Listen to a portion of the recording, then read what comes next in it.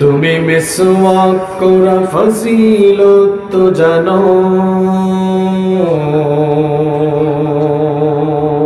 খাবার শেষে মিষ্টি মুখের হাদিসটাও মানো। তুমি মিসওয়াক করা ফজিলত তো জানো,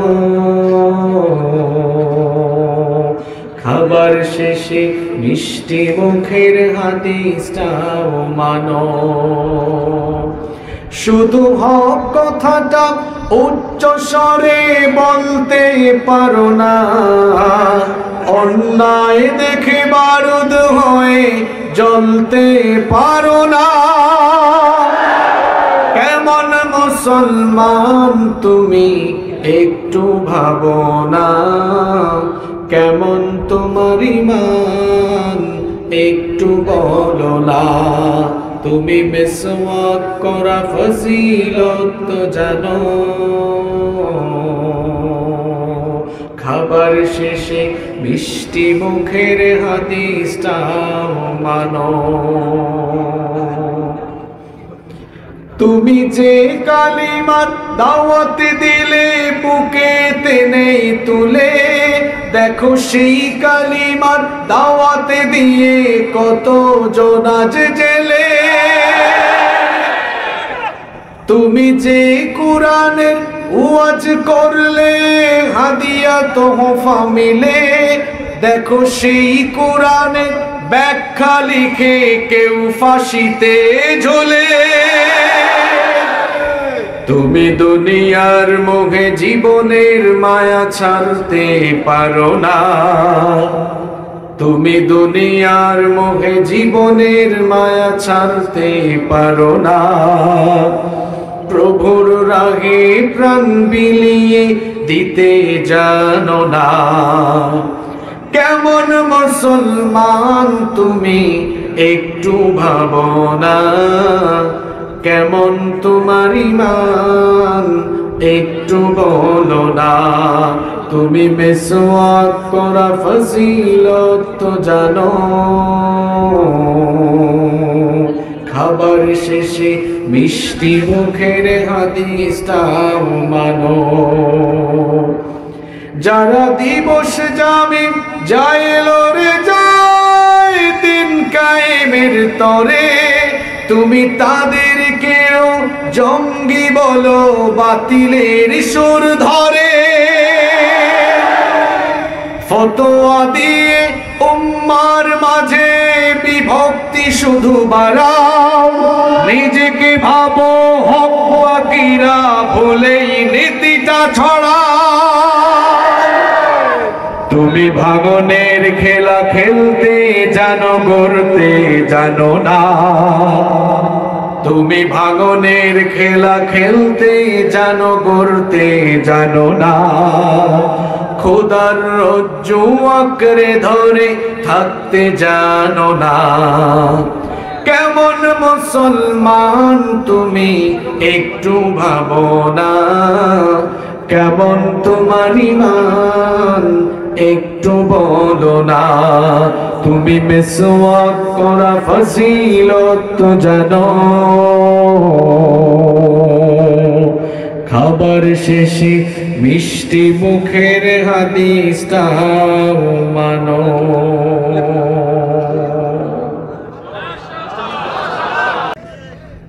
এই দেশের মানুষ তাদের শরীরে কেমন রক্ত প্রবাহমান এটা চিন্তা করতে হবে। যে দেশের মানুষের মুখের ভাষার স্বাধীনতা কেড়ে নেওয়ার জন্য মানুষ প্রতিবাদ জানাতে পারে, সে দেশের মানুষের অধিকার হরণ করার দুঃসাহস যদি কেউ দেখায়, তাহলে এদেশের মানুষ প্রয়োজনে রক্ত দিবে, তাও তারা এদেশের স্বাধীনতা সার্বভৌমত্বকে কোনো জালিমদের হাতে তারা তুলে দিবে না।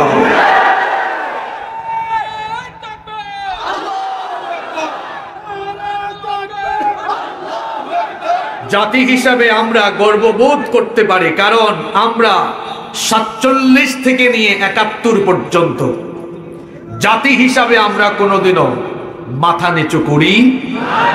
47-এ মাথা নিচু করি নাই, 52-তে আমাদের পূর্বপুরুষরা মাথা নত করেন নাই, 69-এ মাথা নত করা হয় নাই, 71-এর সালে তখনও মাথা নত করেন নাই। তখনও তো বঙ্গবন্ধু বলেছিলেন রক্ত দিয়েছি, রক্ত যখন দিয়েছি আরো দেব, এদেশের মানুষকে মুক্ত করে ছাড়বো ইনশাআল্লাহ। আমাদের ইতিহাস স্বর্ণালী ইতিহাস। এদেশের মানুষ স্বাধীনতার জন্য, ন্যায়ের জন্য, সত্যের জন্য তারা রক্ত দিতে, জীবন দিতে প্রস্তুত থাকে, তাও তারা পরাধীনতার শৃঙ্খলে আবদ্ধ হতে জানে না। আমরা স্মরণ করছি তাদেরকে, সালাম, রফিক, বরকত, জব্বার সহ আরো যারা ভাষার জন্য জীবন দিলেন। আল্লাহ তাআলা আপনি প্রত্যেকের কবরগুলোকে জান্নাতুল ফেরদাউস বানিয়ে দেন। যারা বেঁচে আছেন সে সকল ভাষা সৈনিকদেরকে আল্লাহ তাআলা হায়াতান তাইয়্যিবা, সিহহাতান কুল্লিয়া দান করেন, আমরা বলি আমিন। আপনারা আমার সাথে একটু কথা বলবেন।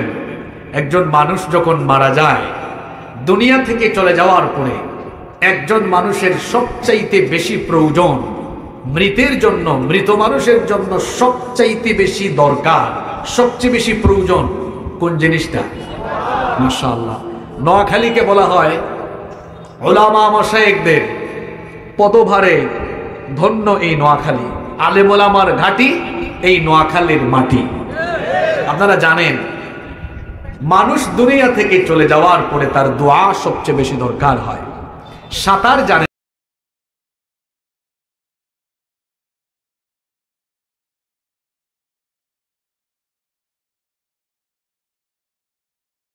জানা ওই ব্যক্তি নদীর কিনারায় থাকা লোকদের কাছে টাকা পয়সা সোনা দানা চাইবে নাকি সাহায্য চাইবে? আমাকে কেউ এসে এখান থেকে তোলো। ঠিক তেমনি ভাবে কবরে থাকা লোকগুলো জীবিতদের দিকে তাকিয়ে থাকে, তোমরা একটু আমার জন্য দোয়া করো, তোমরা একটু আল্লাহর কাছে আমার জন্য মাফ চাও। মৃত লোকেরা জীবিত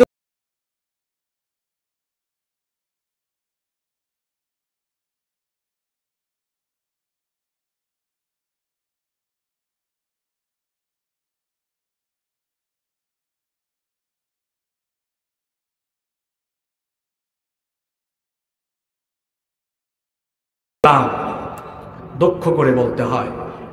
আমরা এখন তাদেরকে স্মরণ করি, ঢোল তবলা বাজায় বাজায়। কথা বলেন না কেন? আমরা তাদেরকে স্মরণ করি তারে নারে তারে নারে তারে নারে নৃত্য বাজাইয়া। আমরা তাদেরকে স্মরণ করি হিন্দি গান বাজাইয়া বাজাইয়া। দুঃখ লাগে তখন, ভাষার জন্য জীবন দিল। আমি নিজের চোখে দেখেছি, নিজের কানে শুনেছি, বাংলা ভাষার দিবসেও হিন্দি গান বাজায়। ওরা কারা যে ভাষা দিবসকে কলঙ্কিত করে? ভাষা দিবসে ভাষার জন্য জীবন দিল। তারে নারে তারে নারে, হায়রে নাইরে লারে লাপ্পা, এগুলো দিয়ে কি আমার শহীদদের কোনো লাভ হবে? এজন্য এই ছেলেদেরকে বলেছি, এরা হচ্ছে সত্যিকারের দেশপ্রেমিক। এরা ভাষা দিবসে ভাষা শহীদদেরকে স্মরণ করে পোস্টার ছাপিয়ে কোরআনের মাহফিলের আয়োজন করে অসংখ্য তাওহীদবাদী মুসলমানদেরকে একত্রিত করে ভাষা শহীদদের জন্য মাহফিল এবং দোয়া অনুষ্ঠানের আয়োজন করেছে। এটাই হওয়া উচিত ভাষা দিবস, স্বাধীনতা দিবস এবং বিজয় দিবসের কর্মসূচি, যে শহীদদের জন্য আমরা দোয়া করব। যুবকদেরকে বলছি, তরুণদেরকে বলছি, তোমাদের ব্রেন যেন ওয়াশ না হয়। ভালো করে বুঝো, একজন মানুষ মরে গেলে তার দোয়া দরকার। তারে নারে হরে নারে লারে লাপ্পা, এগুলো দিয়ে মৃতের জন্য কোনো উপকার হয়? সম্মানিত ভাইয়েরা, আমরা আলোচনা শুরু করব। অসংখ্য মানুষ দাঁড়িয়ে আছেন, জায়গা পান নাই। আহারে, আপনাদের কষ্ট হচ্ছে, বুঝতে পারছি আমি। দেখেন, এখানে আসার জন্য কাউকে পয়সা দেওয়া হলো না, কাউকে খাবার দাবারও দেওয়া হয় নাই। হয়তো যারা দূর থেকে এসেছেন নিজে ভাড়া দিয়ে তারপরে এসেছেন, গাড়ি ভাড়া দিয়ে নিজের পকেটের পয়সা খরচ করে দূর থেকে যারা এসেছেন খাবারও খায় নাই, হয়তো মাহফিলের আশেপাশে দোকান থেকে হালকা কিছু খেয়ে নিয়েছে।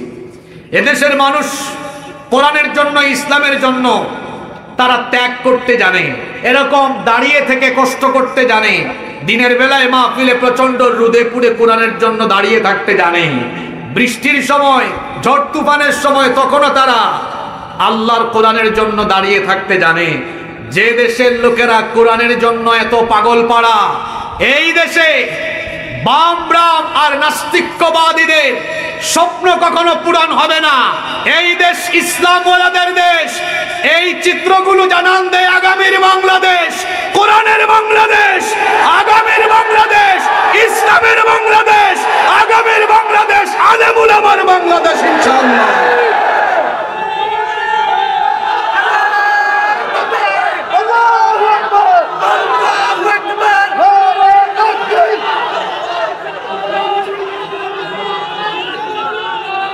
প্রিয় নোয়াখালীবাসী, প্রিয় নোয়াখালীবাসী, আমি আপনাদের এই মাহফিলে 3 বছর ধরে একটানা এসেছি আলহামদুলিল্লাহ। না এরকম বহু মাহফিল আছে 5 বছর 6 বছর ধরে চলমান ধারাবাহিক অনেক মাহফিল আছে আলহামদুলিল্লাহ। তো আপনাদের আজকের এই মাহফিলে এসে আসা মাত্রই আমি খুব কষ্ট পেয়েছি, একটা কথা শুনে খুব ব্যথিত হয়েছি। আমি আলোচনা শুরু করার আগে সেই কষ্টের কথা আপনাদের সাথে শেয়ার করতে চাই। তবে হ্যাঁ, যদি আপনারা অনুমতি দেন তাহলে আমি 2-4 মিনিটে শেয়ার করতে চাই। সবাই টেনশনে পড়ে গেছে যে হুজুর কি এমন কষ্ট পাইল। কষ্টটা পেয়েছি আপনাদের কষ্টে, কষ্ট পেয়েছি আপনাদের কষ্টে, ব্যথিত হয়েছি আপনাদের ব্যথায়। নোয়াখালীকে আমি জানি, বাংলাদেশে আমার বাড়ি সিলেটে, আমার 1 যুগেরও বেশি বসবাস করা চট্টগ্রামে, কিন্তু আমার পছন্দের তালিকায় সবার শীর্ষে এই নোয়াখালী। এটা আপনাদেরকে খুশি করার জন্য নয়, নোয়াখালীর মানুষকে বিভিন্ন কারণে আমি প্রচন্ড রকম ভালোবাসি। কারণ এই নোয়াখালী, চট্টগ্রাম, সিলেট, এই 3 অঞ্চল বাংলাদেশের মধ্যে একটু এক্সক্লুসিভ। এদের মধ্যে অনেক মিল আছে। যেমন এই 3 জাতি, তাদের ভাষা আলাদা। কি বলেন? এক জায়গায় আহত, আরেক জায়গায় ভাষা নিহত, আরেক জায়গায় দাফন হয়ে গেছে। আমি বাংলাদেশে বিভিন্ন মাহফিলে আপনাদের কিচ্ছা শোনাই, আপনারা তো হয়তো ইউটিউবে অনেক যুবকরা দেখেছো। আমি জীবনে প্রথম যেদিন সেই 2015 কিংবা 16 সালে, মেবি 15 সালে একটা মাহফিলে এসেছিলাম। এটা আমার জীবনের প্রথম নোয়াখালী সফর। প্রচন্ড কুয়াশা ছিল। আমি নোয়াখালীর ভাষা এত বেশি বুঝতাম না, জানতাম না। আমি নিজেও তো সিলেটি মানুষ, আমরার ভাষাও তো আলাদা, এটা মাতলে আপনারা কোথাও বুঝতাম না। তো আমি প্রচন্ড কুয়াশার মধ্যে আসলাম। এক ভাই আমাকে বললেন, হুজুর হানি খাইবেন? আমি ভেবেছি এই শীতের মধ্যে একটু হানি মধু খাইলে তো ভালোই হয়। মনে মনে চিন্তা করলাম ভালোই হবে ভাই, আপনি নিয়ে আসেন। লোকটা কিছুক্ষণ পর নিয়ে এসেছে, দেখলাম হাতে পানির গ্লাস। কয় হুজুর নিয়ে আসছে তো। আমি বললাম ভাই চাইলাম হানি, দিলেন তো দেখি পানি। কয় হুজুর আমি তো হানির কথাই বুঝছি। তা আপনাদের প্রতি আমার ভালোবাসা অনেক, আন্তরিকতা অনেক। আপনারা যেমন আমাকে ভালোবাসেন, আমিও আপনাদেরকে আল্লাহর কোরআনের জন্য ভালোবাসি আলহামদুলিল্লাহ। তো ভালোবাসার জায়গা থেকে একটা বিষয় আমি কষ্ট পেয়েছি, সেটা হলো অসংখ্য উলামা মাশায়েখদের পদধূলিতে ধন্য এই নোয়াখালী। আপনাদের এই এলাকায় নাকি ইজমালি কোনো কবরস্থান নেই, আম কোনো কবরস্থান নেই। আমি আপনাদের চেয়ারম্যান সাহেবকেও অবহিত করতে চাই, তিনি যেহেতু এই এলাকার সেবক, এই এলাকার খাদেম, এই এলাকার জনপ্রতিনিধি। তো আপনাদের এই এলাকায় কবরস্থান নেই। আমি যতটুকু শুনেছি, এমনও একটা মৃত্যুর কাহিনী শুনলাম যে এত অসহায় মানুষ মরার পরে তার কবর দেওয়ার জন্য তার নিজস্ব কোনো জায়গা নেই। বহু জায়গায় হাঁটতে হাঁটতে পরে এক জায়গায় কবর দেওয়া হয়েছে। পারিবারিক কবরস্থান অনেকেরই থাকতে পারে, কিন্তু প্রত্যেকটা এলাকায় একটা ইজমালি কবরস্থান থাকা দরকার, যাতে করে গরিব অসহায় লোকেরা, যাদের খুব বেশি জায়গা জমি নেই, তাদের ইন্তেকালের পরে তারা যেন ওই কবরস্থানে তাদেরকে যেন দাফন করা যায়। এরকম একটা ব্যবস্থা আপনাদের এলাকায় থাকার দরকার আছে না নাই? আমি জীবনে কোনোদিন মাহফিলে মানুষের কাছে টাকা চাই নাই, কিচ্ছু চাই নাই। নোয়াখালীর মানুষের মন বড়, আমি এটা বিশ্বাস করি। এই বিশ্বাসের জায়গা থেকে আমি মাত্র 2 থেকে 3টা মিনিট সময় নিয়ে এরপরে আমি আলোচনায় ঢুকতে চাই। আপনারা কি বেজার হয়ে যাবেন না খুশ হয়ে যাবেন? যদি কারো বিশাল জায়গা জমি থাকে এই এলাকা, আমি প্রথমে কোনো কালেকশনই হবে না। এমন কোনো ভাই যদি থাকেন যে হুজুর আমি আমার জায়গা থেকে 2-3 একর 4-5 একর জায়গা মানুষ মারা যাওয়ার পরে দাফন হোক, আমি এই জন্য দিয়ে দিলাম, হতে পারে এই কাজটার কারণে কিয়ামতে আল্লাহ আপনাকে জান্নাত দিয়ে দিবেন। এখন যদি আমি মারা যাই, এখন যদি আপনি মারা যান, আপনার সম্পদ, টাকা পয়সা, গাড়ি বাড়ি সব জায়গায় থাকবে। ব্যাংকে যে অনেক টাকা আছে, আপনার যে অনেক জায়গা সম্পদের দলিল ফাইল করে করে রেখেছেন, এগুলো সিন্ধুকে আলমারিতে পড়ে থাকবে, কিচ্ছু যাবে না। নবীজি বলেছেন মানুষ মরার পরে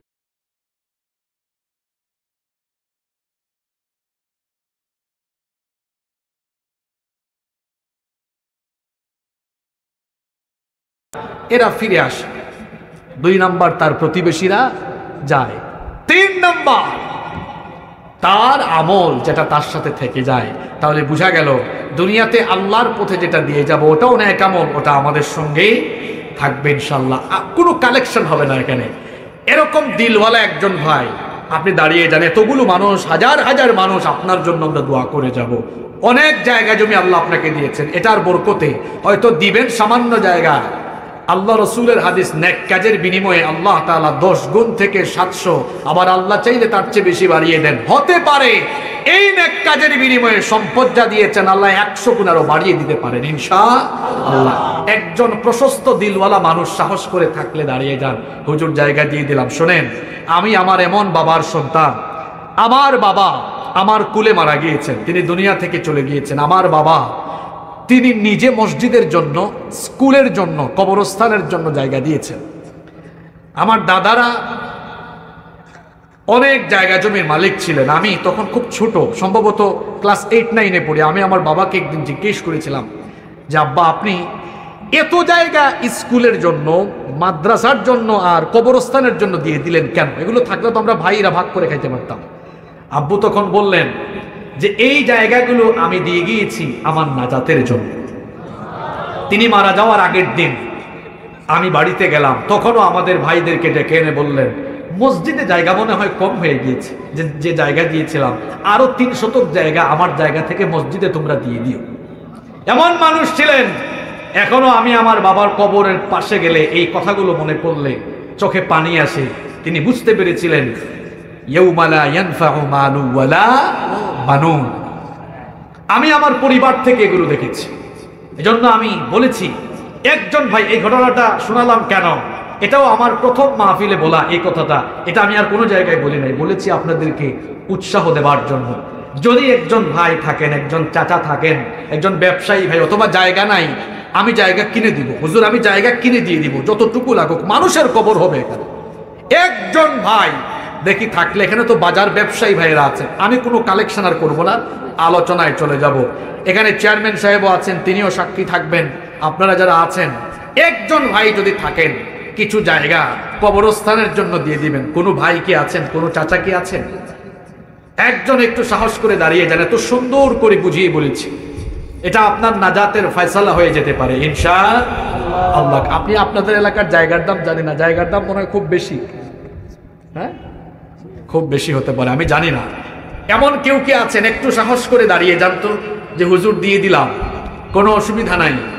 শোনেন, ধন সম্পদের জায়গায় থাকবে, ধন সম্পদ কোনো কাজে লাগবে না। এর চাইতে ভালো কাজ আর হতে পারে না।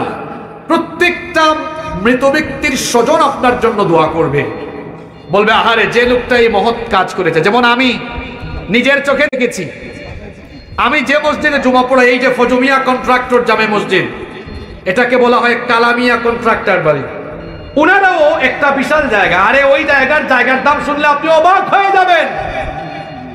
এখানে তো ওই বাড়ির লোকও আমার সাথে আছে। আলবি ভাই, কোথায় আপনাদের এলাকায় পার ডিসিমেল কত? না ওই সম্ভবত প্রায় কোটি টাকার কাছাকাছি হবে। আমি যেখানে জুমা পড়াই, দেখেন হৃদয় দেখেন তাদের। আমার মসজিদে জুমা পড়ছেন এমন কে আছেন এখানে? হ্যাঁ, এই যে অনেক, মাশাআল্লাহ। আপনারা মসজিদের চারপাশে কবরস্থান দেখছেন কিনা? কোন এরিয়াতে বিশাল জায়গা ছেড়ে দিয়েছে যেখানে পার ডিসিমেল প্রতি শতক কোটি টাকার কাছাকাছি? এক ডিসিমেল জায়গা দেয় নাই, কয়েক কাঠা জায়গা আল্লাহর বান্দা দান করে দিয়েছে মানুষের কবরের জন্য। আল্লাহু আকবার। এরকম জায়গা থাকলে মানুষ টাওয়ার বানায়, বিল্ডিং বানায়। একজন ভাই সাহস করে দাঁড়িয়ে যান, আমি আপনার জন্য, আমি নালায়েক গুনাহগার, কিন্তু মুসাফির সফর অবস্থায় আছে, আমরা সবাই আপনার জন্য দোয়া করে যাব ইনশাআল্লাহ। চেয়ারম্যান সাহেব 1 লাখ টাকা দিবে। আমার চেয়ারম্যান সাহেব, আমি মনে মনে আশা করে বসেছিলাম যে আমার চেয়ারম্যান ভাই বলবেন, আমার চেয়ারম্যান ভাই 1 লক্ষ টাকা দিবেন। লিল্লাহি তাকবীর। কত লক্ষ টাকা হলে জায়গা হয়ে যাবে বলে? 10 লাখ। তাহলে এ ধরনের 10 জন ভাই কি নাই চেয়ারম্যান সাহেবের মতো দিলওয়ালা? আমার চেয়ারম্যান ভাইয়ের দিল অনেক প্রশস্ত, অনেক বড়। আমি আমার ভাইয়ের জন্য দোয়া করে যাব, আল্লাহ আমার ভাইকে কবুল করে নেন। এরকম কি 10 জন মানুষ নেই? আপনাদের 10 জনের নামে একটা কবরস্থান হয়ে যাবে ইনশাআল্লাহ। 10 জন ভাই 1 লাখ করে দিয়ে দিবেন। নোয়াখালীর মানুষ তো পয়সাওয়ালা মানুষ, দেশও তো চালাইতেছেন আপনারা এখন। হ্যাঁ, আপনাদের একটা পাওয়ার আছে না, ক্ষমতা আছে না, আপনারা তো দেশ চালাচ্ছেন এখন, সব ক্ষমতা এখন নোয়াখালীতে চলে আসছে। তো 10 জন ভাই একটু কষ্ট করে দাঁড়িয়ে যান। আমার চেয়ারম্যান ভাই সাহস দিয়ে ফেলেছেন, তিনি উদ্বোধন করলেন। আরো 9 জন ভাই কি পাওয়া যাবে না যে এরকম 1 লক্ষ টাকা করে দিয়ে দিবেন? আমি আলোচনায় চলে আসবো ভাই, আমি কোথাও কালেকশন করি না, এটা আমার শুনে খুব কষ্ট লেগেছে, আপনাদের কষ্টে আমি কষ্ট পেয়েছি। এলাকায় একটা ইজমালি কবরস্থান হোক, আপনারা সবাই চান তো? আচ্ছা, কারা কারা চান হাত তুলেন তো? মাশাআল্লাহ মাশাআল্লাহ, হাতগুলো নামান। আচ্ছা, তাইলে 9 জন ভাই পাওয়া যদি কঠিন হয়, 9 দ্বিগুণে 18 সহজ করে দিই। 18 জন ভাই 50,000 টাকা করে দিয়ে দেন, এরপরে আমি আলোচনায় চলে যাবো ইনশাআল্লাহ। এবার আপনাদের জন্য সহজ করে দিলাম, মাত্র 50,000 টাকা করে। এখন তো দেওয়া লাগতেছে না, একটু হাত তুলে ওয়াদা করে ফেলেন, নাম লেখা থাকবে, আপনারা কিছুদিনের মধ্যে দিয়ে দিবেন। চাচারা আপনারাও একটু হাত তুলেন, ব্যবসায়ী ভাইয়েরা আপনারা একটু হাত তুলেন যে 50,000 টাকা করে। এই মাহফিলটা রেকর্ড হচ্ছে, এই মাহফিলটা রেকর্ড হচ্ছে। এরকম কোনো মাহফিলে কবরস্থানের জন্য এরকম জায়গা ঠিক করা হয়েছে, আমার মনে হয় বাংলাদেশে এটা হয় না। এটা প্রথম একটা ইতিহাস হতে পারে ইনশাআল্লাহ। এই দেখেন অনেকে উঠে যাচ্ছেন, চাচারা উঠে যাইয়েন না, বসেন বাবারা, আমি 2-4 মিনিট সময় নেব, এরপরে আলোচনায় চলে আসবো ইনশাআল্লাহ। 50,000 টাকা করে, হ্যাঁ, 18 জন ভাই দিতে পারবেন না ইনশাআল্লাহ? এখানে তো ব্যবসায়ী আছেন, হাত তুলেন তো কষ্ট করে। এখানে হাত তুলছে নাকি কেউ? এই যে মাঝখানে 18 জন ভাই 50,000 টাকা করে দিতে পারবেন না? মাত্র 18 জন ভাই, 18 জন ভাই পাওয়া যাবে না ইনশাআল্লাহ? কত টাকা তো কত দিকে চলে গেল। আমি এখানে টাকা দেওয়ার ফজিলত বুঝালাম আপনাদেরকে। আমি প্রথমে ভাবছিলাম মনে হয় টাকা চাওয়া লাগবে না, আমাদের সিলেটে এটা হলে আমি কনফার্ম করে বলতে পারি এতক্ষণে কেউ জায়গা একজনে দিয়ে দিত। কমাই দেন, আমাদের এলাকাতে কত করে দিব আপনারা বলেন? 10, 5 এভাবে দেখেন। 10,000 করে, ঠিক আছে, 10,000 করে দিলাম। আমার ভাইদের কথা শুনলাম, আমরা 2-4 মিনিট, এই যে একজন পেয়ে গেছি মাশাআল্লাহ, 20,000। ঠিক আছে, আমি আর অ্যামাউন্ট ফিক্সড করলাম না, কয়েকজন দাঁড়ায় যান, একদম 1,000 সহ 5 মিনিটে শেষ করব, কথা দিচ্ছি আপনাদেরকে, এরপরে আমি আলোচনায় চলে যাবো ইনশাআল্লাহ। নূর হোসেন ভাই 20,000 টাকা, আল্লাহ কবুল করেন, বলেন আমিন। সাহস শুনেন, মাহফিল হয়তো 1-1.5 ঘন্টা পরে শেষ হয়ে যাবে, পরে আফসোস করবেন। দিয়ে যান, কাজে লাগবে ইনশাআল্লাহ। 20,000 করে 10,000, 15,000, 10,000, 5,000 থাকলেও বলেন, কোনো অসুবিধা নাই। 2,000 থাকলেও ওইটাও বলেন। কেউ আপনারা এখানে ছোট করে দেখার মতো কিছু নেই। আমি তো অ্যামাউন্ট কমিয়ে দিলাম। এই তো আমার ভাই দাঁড়িয়েছেন, বলেন ভাই। 5,000, মাশাআল্লাহ। আপনার নাম? মফিজুর রহমান ভাই, মাশাআল্লাহ, অনেক সুন্দর নাম আপনার, মফিজ ভাই। বসেন, আল্লাহ আমার ভাইকে কবুল করেন। আপনি হাত তুলতে চাচ্ছেন মনে হয়, শার্টওয়ালা ভাই, তুলবেন না? এই যে চেয়ারম্যান সাহেব নগদ 10,000 টাকা। আমার চেয়ারম্যান সাহেব, সাবেক চেয়ারম্যান সাহেব মোহাম্মদ শাহজাহান স্বপন, কোথায় আমার চেয়ারম্যান? মাশাআল্লাহ, নগদ 10,000, নগদ 10,000 দিয়ে ফেলেছেন, আল্লাহ কবুল করেন। এই তো আমার চেয়ারম্যান সাহেব। লিল্লাহি তাকবীর, লিল্লাহি তাকবীর। বসে যান সবাই, বসে যান, আর কেউ পরিবেশকে নষ্ট করবেন না, সব লিখে রাখেন। স্বেচ্ছাসেবকরা চলে আসেন ভাই। লাস্টে একজন তো আপনার 1 লক্ষ টাকা দিবে ভাই। দেখেন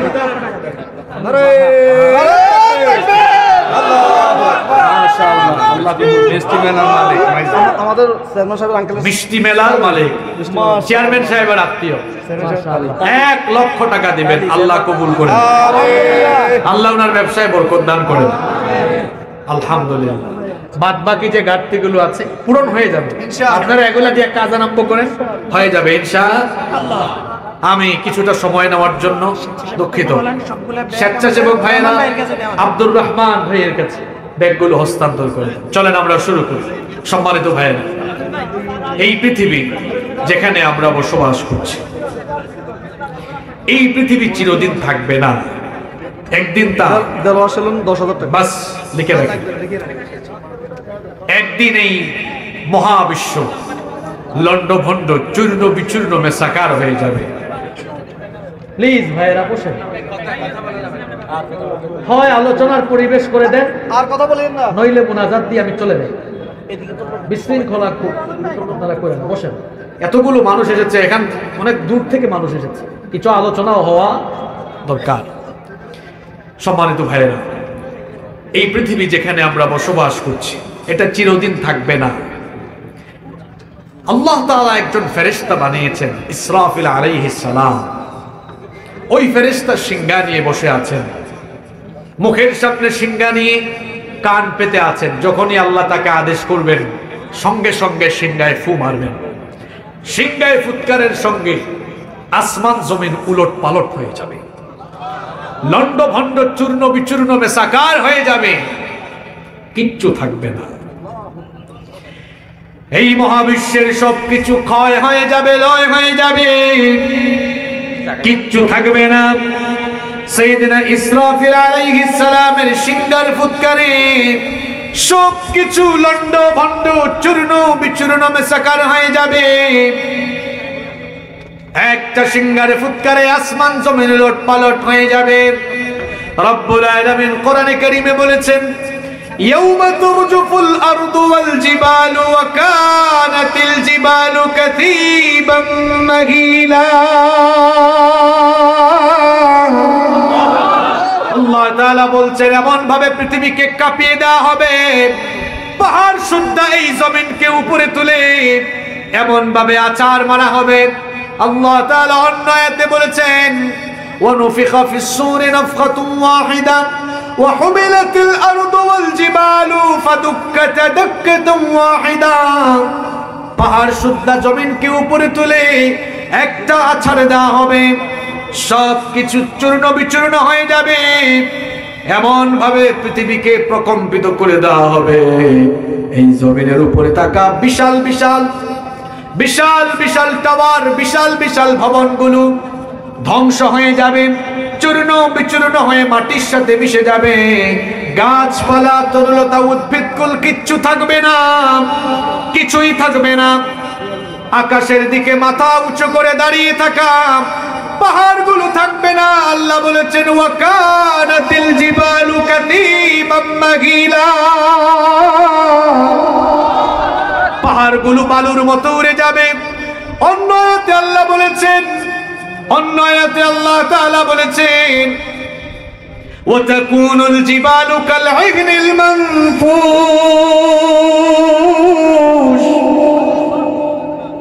পাহাড়গুলো ধুনা তুলার মতো উড়ে যাবে, কিচ্ছু থাকবে না, সবকিছু ফান হয়ে যাবে।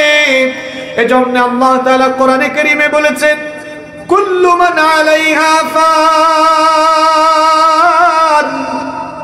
সবকিছু ফান হয়ে যাবে, ক্ষয় হয়ে যাবে, লয় হয়ে যাবে। ওয়া ইয়াবকা ওয়াজহু রাব্বিকা যুল জালালি ওয়াল ইকরাম।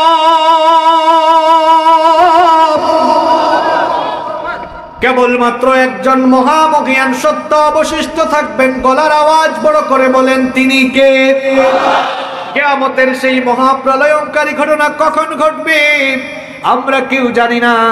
নবী করিম সাল্লাল্লাহু আলাইহি ওয়াসাল্লাম কিয়ামতের কথা বলে বলে যখন তিনি লোকদেরকে সাবধান করছেন, তখন কাফের মুশরিকরা বলাবলি করত, তুমি যে কিয়ামতের কথা বলো, সেই কিয়ামত কখন হবে, সেই কিয়ামত কখন সংগঠিত হবে?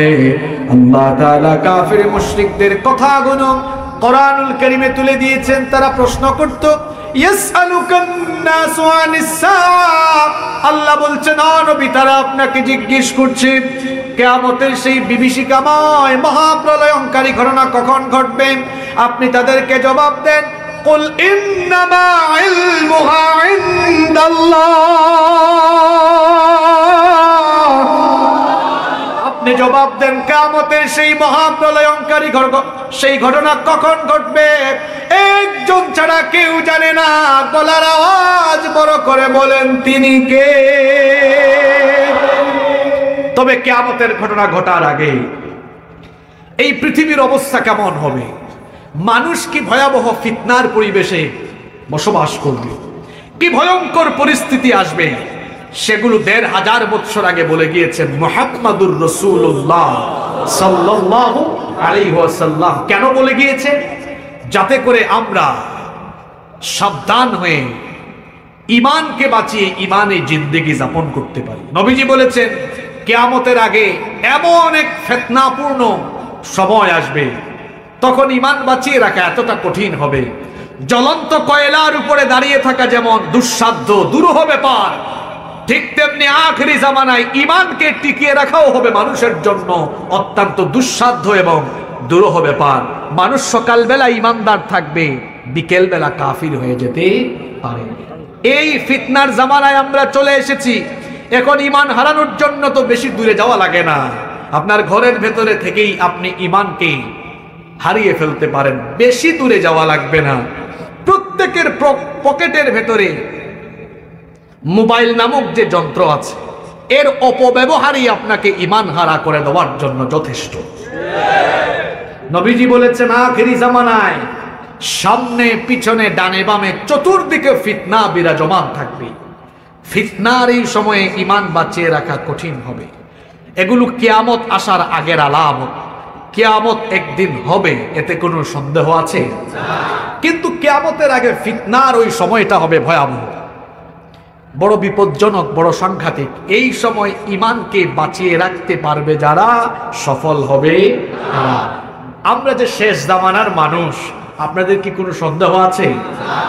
তাহলে শেষ জামানায় আমাদের চতুর্দিকে যে ফিতনা আছে, যে ফিতনাগুলোর কথা নবীজি বলেছেন, এই ফিতনাগুলো থেকে আমাদের বেঁচে থাকার জন্য সকলকে সচেতন হওয়ার দরকার আছে না নাই? আমি কয়েক মিনিট সংক্ষিপ্ত সময়ে আখিরি জামানার কিছু ফিতনা নিয়ে কথা বলবো।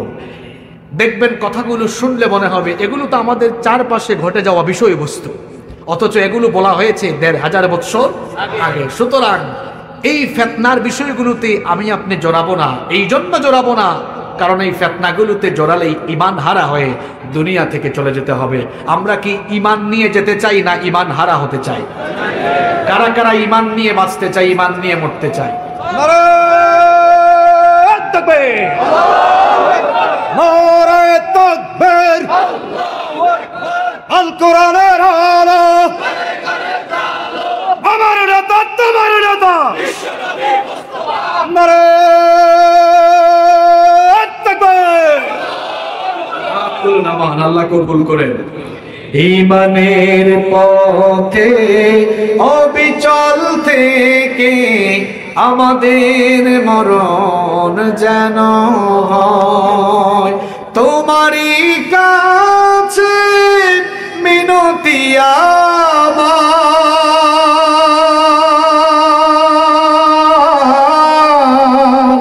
মহামহিম দয়াময়। ঈমানের পথে অবিচল থেকে আমাদের মরণ যেন হয়। বলেন আমিন। ঈমান নিয়ে বেঁচে, ঈমান নিয়ে যাওয়ার জন্য এই ফিতনা থেকে বেঁচে থাকতে হবে ইনশাআল্লাহ। চলেন আখেরি জামানার কিছু ফিতনা সম্পর্কে জেনে নিই। নবীজি বলেছেন আখেরি জামানায় মসজিদ থেকে ফিতনা শুরু হবে। আপনারা বলেন তো মসজিদ কি ফিতনার জায়গা না ইবাদতের জায়গা? কিন্তু নবীজি বলেছেন আখেরি জামানায় মসজিদ থেকে ফিতনা শুরু হবে। কি রকম ফিতনা মসজিদ থেকে শুরু হবে? আসুন সরাসরি নবীজির কাছ থেকে সেগুলো জেনে নেই। একটা দুইটা হাদিসের কিতাব নয়, বিখ্যাত হাদিসের 5টি গ্রন্থে একসাথে এই হাদিস বিশুদ্ধ সনদে বর্ণিত হয়েছে। বুখারী, মুসলিম, নাসাঈ, ইবনে মাজাহ, মুসনাদে আহমদ, 5টি হাদিস গ্রন্থে এই হাদিস বর্ণিত হয়েছে। নবীজি বলেছেন লা তাকুমুস সাআহ, ততদিন পর্যন্ত কিয়ামত হবে না, হাত্তা ইয়াতাবাহান নাসু ফিল মাসাজিদ, যতদিন না মানুষ মসজিদ নিয়ে পরস্পর গর্ব করে বড়াই করে অহংকার করে, আখেরি জামানায় এমন একটা সময় আসবে, নবীজি বলেছেন মানুষগুলো মসজিদের সৌন্দর্য বর্ধনে মনোযোগী হয়ে মসজিদ নিয়ে মানুষ এক এলাকার লোকেরা আরেক এলাকার লোকদের সাথে কম্পিটিশন করবে। তাকান আজ আমার মুসলমান সমাজের দিকে, মানুষগুলো মসজিদ সুন্দর করে করে এক এলাকার মানুষ আরেক এলাকার মানুষের সাথে প্রতিযোগিতা করে। এক এলাকার মানুষ যদি 1 কোটি টাকা দিয়ে মসজিদ বানায়, তো অন্য এলাকার লোকেরা বলে আমরা 2 কোটি টাকা দিয়ে মসজিদ বানাবো।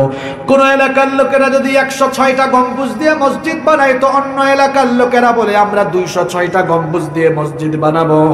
আপনারা বলতে পারেন হুজুর, মসজিদ সুন্দর করা এটা কি আবার কোনো খারাপ কাজ নাকি? উত্তর হলো না, মসজিদ সুন্দর করা কোনো খারাপ কাজ নয়, কিন্তু নবীজি বলেছেন আখিরি জামানায় মসজিদগুলো বাহির দিয়ে ফিটফাট হবে, কিন্তু মসজিদের ভেতরের পরিচালনা হবে সদরঘাটের মতো অবস্থা হবে। অর্থাৎ মসজিদগুলো বাহির দিয়ে চাকচিক্যময় থাকবে, সুন্দর থাকবে, কিন্তু মসজিদের ভেতরের অবস্থা ভালো হবে না। আমরা জানতে চাইলাম মসজিদের ভেতরের অবস্থা আখিরি জামানায় কেমনে হবে? নবীজি বলে গেলেন আখিরি জামানায় মসজিদগুলো বাহিরের দিক দিয়ে চাকচিক্যময় হবে, কিন্তু ওই কোটি কোটি টাকা দিয়ে নির্মিত মসজিদগুলোর ভেতরে ঢুকলে দেখবা, নবীজি বলেছেন ইন্না মিন আলামাতিস সাআ, নিশ্চয়ই কিয়ামতের একটা আলামত হলো, কিয়ামতের একটা লক্ষণ হলো উলুবুন আহলুল ফিসকি ফিল মাসাজিদ। মসজিদগুলোর ভেতরে ঢুকলে দেখা যাবে মসজিদগুলোর ভেতরে ইমানদারদের গলার আওয়াজের চাইতে পাপাচারী লোকদের গলার আওয়াজ বড় হয়ে যাবে। ইমাম সাহেব খতিব সাহেবের গলার আওয়াজের চাইতে পাপাচারী লোকদের গলার আওয়াজ বড় থাকবে। আজকে তাকান আমার সমাজের দিকে, কোটি কোটি টাকা ব্যয়ে নির্মিত মসজিদের ভেতর থেকে হক কথার আওয়াজ বের হয় না। ইমাম সাহেব সুদ নিয়ে ওয়াজ করতে পারেন না, কারণ কমিটির মধ্যে সুদখোর সদস্য আছে। ইমাম সাহেব ঘুষ নিয়ে ওয়াজ করতে পারেন না, কারণ কমিটির ভেতরে ঘুষখোর আছে। ইমাম সাহেব দুর্নীতি নিয়ে লুটপাট নিয়ে কোনো কথা বলতে পারেন না, কারণ কমিটির ভিতরে লুটেরা আর দুর্নীতিবাজ আছে। আখিরি জামানায় এই চিত্র হবে, যে সকল ইমাম ভাইয়েরা মসজিদের মিম্বরে দাঁড়িয়ে সত্য কথাগুলো সাহসিকতার সাথে উচ্চারণ করতে পারেন না, আপনাদের জন্য মসজিদের চাকরিটা ছেড়ে দেওয়াটাই সবচাইতে ভালো। আর আমার সমাজের মসজিদের ফিতনাগুলো এমন, নবীজি বলেছেন আখিরি জামানায় মসজিদগুলো ফিতনায় পরিপূর্ণ হবে। আসলেই তো ফিতনায় পরিপূর্ণ। কোটি কোটি টাকা ব্যয়ে নির্মিত মসজিদের পরিচালনার দায়িত্বে তারা 5 ওয়াক্তে নামাজে আসে না যারা। আমাদের মসজিদের কমিটিগুলোতে দেখা যায় টাকার গরমে আর ক্ষমতার গরমে, পয়সার গরমে ক্ষমতার গরমে কমিটিতে পদ হয়ে গিয়েছে, অথচ মসজিদের ব্যবস্থাপনায় থাকবে তারা 5 ওয়াক্তের মুসল্লি হলো যারা। রব্বুল আলামিন কোরআনে কারিমে বলেছেন ইন্নামা ইয়ামুরু মাসাজিদাল্লাহি মান আমানা বিল্লাহ মান আমানা বিল্লাহি ওয়াল ইয়াউমিল আখির। আল্লাহ বলেছেন নিশ্চয়ই আল্লাহ আর আখিরাতের উপরে ঈমান এনে ঈমানের উপরে অটল আর অবিচল থাকবে যারা, আল্লাহর ঘর মসজিদ আবাদ করবে তারা, 5 ওয়াক্তের নামাজি মুত্তাকি পরহেজগার লোক যারা মসজিদের কমিটিতে থাকবে তারা। আমাদের সমাজে দেখা যায় মসজিদ কমিটির সভাপতি, সেক্রেটারি, কোষাধ্যক্ষ বড় বড় পদগুলো দখল করে আছে দুর্নীতিবাজেরা, চোরেরা, ডাকাতেরা, সুদখোররা, ঘুষখোররা। 5 ওয়াক্ত নামাজেও আসে না। দেখা যায় আবার শুক্রবার জুমার দিনে সভাপতির জন্য, সেক্রেটারির জন্য সামনে একটু জায়গাও বরাদ্দ করে রাখা হয়। আরবি খুতবা শেষ হওয়ার টাইমে সভাপতি আসেন, এসে লাটের ঘরের লাট সভাপতির ঘরের সভাপতি বলেন হ্যাঁ একটু সরত জায়গা নাও। ব্যক্তিত্বহীন কিছু ইমাম আর কিছু খতিব আছেন, তখন তারা মসজিদের আদবের খিলাফ হচ্ছে এটা দেখেও চাকরির হয়ে তারা তখন বলতে পারেন না সভাপতি শেষে এসেছো পিছনেই বসো। এটা আপনার নিজের ঘর নয়, এটা আপনার অফিস নয় যে যখন আসবেন এসেই আপনার চেয়ারে বসে যাবেন। এটা মসজিদ, এটা আল্লাহর ঘর। রিকশাওয়ালাও যদি আগে এসে আগের কাতার দখল করে, আপনি সভাপতি হলেও সভাপতির ঘরের সভাপতি শেষে আসলে শেষ কাতারে শেষেই বসা লাগবে। এটা হলো মসজিদের আদব। নবীজি মসজিদে খুতবা দিচ্ছেন, এক লোক এসে মানুষের ঘাট ডিঙাইয়া সামনে চলে আসতে চাচ্ছে। নবীজি খুতবা বন্ধ করে দিলেন। খুতবা বন্ধ করে দিয়ে বলেন এই বসে যাও, জায়গায় বসো, সামনে আসার চেষ্টাও করবা না। এটা মসজিদের আদবের খেলাফ। আমাদের মসজিদগুলো পাল্টে যেত যদি সকল ইমাম আর খতিব সাহেবরা রিজিকের ভয় না করে রাজ্জাককে ভয় করে হক কথাগুলো বলতেন, তাহলে দেখতেন মসজিদগুলোর অবস্থা পাল্টে যেত। আমি যখন ছাত্র ছিলাম, অনার্সে পড়ি ইউনিভার্সিটিতে, এক মসজিদে আমি জুমা পড়ালাম 3 জুমা। চতুর্থ জুমায় এক পয়সাওয়ালা সভাপতি আমাকে বলতেছে, হুজুর এই কথাগুলো বলবেন, এই কথাগুলো বলবেন না। আমি বললাম, কারে বলছো? তুমিও বুঝো নাই, মানুষ চিনো নাই। আমিও খুতবার শুরুতে বললাম, আজ আমি আর খুতবা দিব না। সম্মানিত মুসল্লিবৃন্দ, আমাকে যিনি সুন্দর সুন্দর নসিহত করেন, আজকে আপনাদের সম্মানিত সভাপতি, তিনিই খুতবা দিবেন। মসজিদের মিম্বরে বসে মিম্বর চলবে, মসজিদ চলবে কোরআন সুন্নাহর কথায়, কারো বাপের কথায়, কোন নেতার কথায় মসজিদ চলবে না। মসজিদ, মাদ্রাসা আর মাহফিল চলবে কোরআন সুন্নাহর ভিত্তিতে। এখন কিছু কিছু ছোকরা এসে মাহফিলে হুজুরকে বলে দেয়, এই বলবেন, এই বললেন, এই চোর, এগুলো বললে তোর কি গায়ে লাগে নাকি? এগুলো বলবে না কেন? এগুলো বললে কি এটা তোর চরিত্রে মিলে নাকি? এখানে মাহফিলে আলেম উলামারা বছরের পর বছর ধরে পড়াশোনা করে এসেছেন, তারা কিভাবে কথা বলবেন তারা জানেন। মাহফিল হবে কোরআন সুন্নাহর ভিত্তিতে, কারো নেতার কথায়, কারো বাপের কথায় চলবে না। আখিরি জামানার ফিতনার কথা বলছি। নবীজি বলেছেন, আখিরি জামানায় মসজিদই হয়ে যাবে ফিতনার জায়গা। দেখেন না কি ফিতনা। আমাদের যে সকল ভাইয়েরা মসজিদের মেম্বরে সত্য কথা বলতে পারেন না, প্লিজ ভাই, আপনি চাকরিটা ছাইড়া দেন। ছাইড়া দিয়া মাটি কাটেন, কাপড়ের ব্যবসা করেন, যে কোনো ব্যবসা করেন, চাকরি করে ভাত খান। হাদিসে এসেছে, নবীজি বলেছেন, 2 হাতের কামাই, এটা পবিত্র রিজিক, আল্লাহ পছন্দ করেন। সুবহানাল্লাহ। আর যদি বলেন না, আমি মসজিদের মিম্বরে বসে দ্বীনের খেদমত করতে চাই, তো সেই মেন্টালিটি লালন করতে হবে। আপনিও দাওয়াতের ক্ষেত্রে আপনি সুন্দর ভাষায়, সাবলীল ভাষায়, কৌশলের সাথে সত্য কথাগুলো সাহসিকতার সাথে বলতে হবে। রিজিকের ভয় করেন না, রাজ্জাককে ভয় করেন। দেখেন না, সকালবেলা একটা পাখি তার খাঁচা থেকে বের হয়, পেটের মধ্যে ক্ষুধা নিয়ে বের হয়, ডানা ঝাপটায়া ঝাপটায়া আকাশে উঠতে থাকে, জানে না কোথায় গিয়ে তার রিজিক পাবে। কিন্তু দেখা যায় সন্ধ্যাবেলা যখন ওই পাখিটা বাসায় আসে,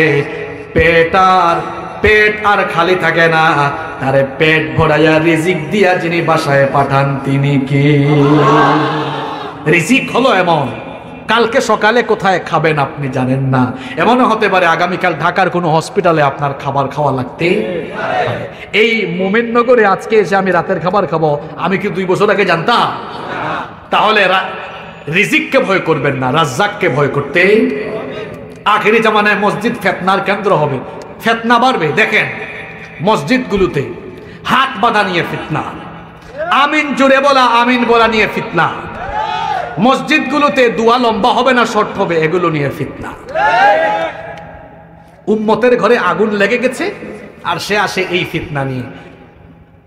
হাত বুকের উপরে বাঁধুক আর নাভির উপরে বাঁধুক, এই কারণে কি নামাজ নষ্ট হয়? আমিন জোরে বলা আর আস্তে বলা নিয়ে কি নামাজ নষ্ট হয়? পৃথিবীর কোন ফকির, কোন মুফতি সাহেবের ফতোয়া আছে আমারে দেখান তো, যে হাত বাঁধা বুকে আর নাভিতে জোরে বলা আস্তে বলা এগুলো নিয়ে নামাজ নষ্ট হয়? আছে? এগুলো নিয়ে ফিতনা করেন কেন আপনি? এগুলো নিয়ে কোনো ফিতনা করা যাবে না। মসজিদ ঐক্যের জায়গা, আমরা এই মসজিদ থেকে ঐক্যের সুন্দর দৃষ্টান্ত স্থাপন করব। এখন আওয়াজ কমে গেল কেন? এই ফিতনা কি নোয়াখালীতে আছে নাকি? যারা এই ফিতনা করবে এদেরকে ধরবেন, সুজা ধরবেন, ধরে বলবেন উম্মতের ঘরে আগুন লাগানো এমন সাহস তোমাকে কে দিয়েছে? সুজা ধরবেন। আমরা যারা এক আল্লাহে বিশ্বাস করি, আমরা আমাদের নবীতে বিশ্বাস করি, কিতাবে বিশ্বাস করি, আমরা সবাই মুসলমান, আলাদা কোনো পরিচয় থাকবে? তাহলে আমরা আখেরি জামানায় মসজিদ নিয়ে ফিতনা করব, নাকি মসজিদের ভেতরে আমরা সবাই ভাই ভাই হয়ে থাকবো?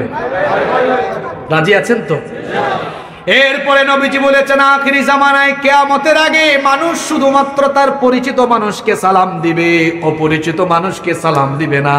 দেখেন কথাগুলো কেমনে মিলে যাচ্ছে। নবীজি বলেছেন, ইন্না মিন আশরাতিস সাআহ, নিশ্চয়ই কিয়ামতের একটা আলামত হলো আইয়ুসাল্লিমার রাজুলু আলার রাজুলি লা ইউসাল্লিমু আলাইহি ইল্লা লিল মারিফা।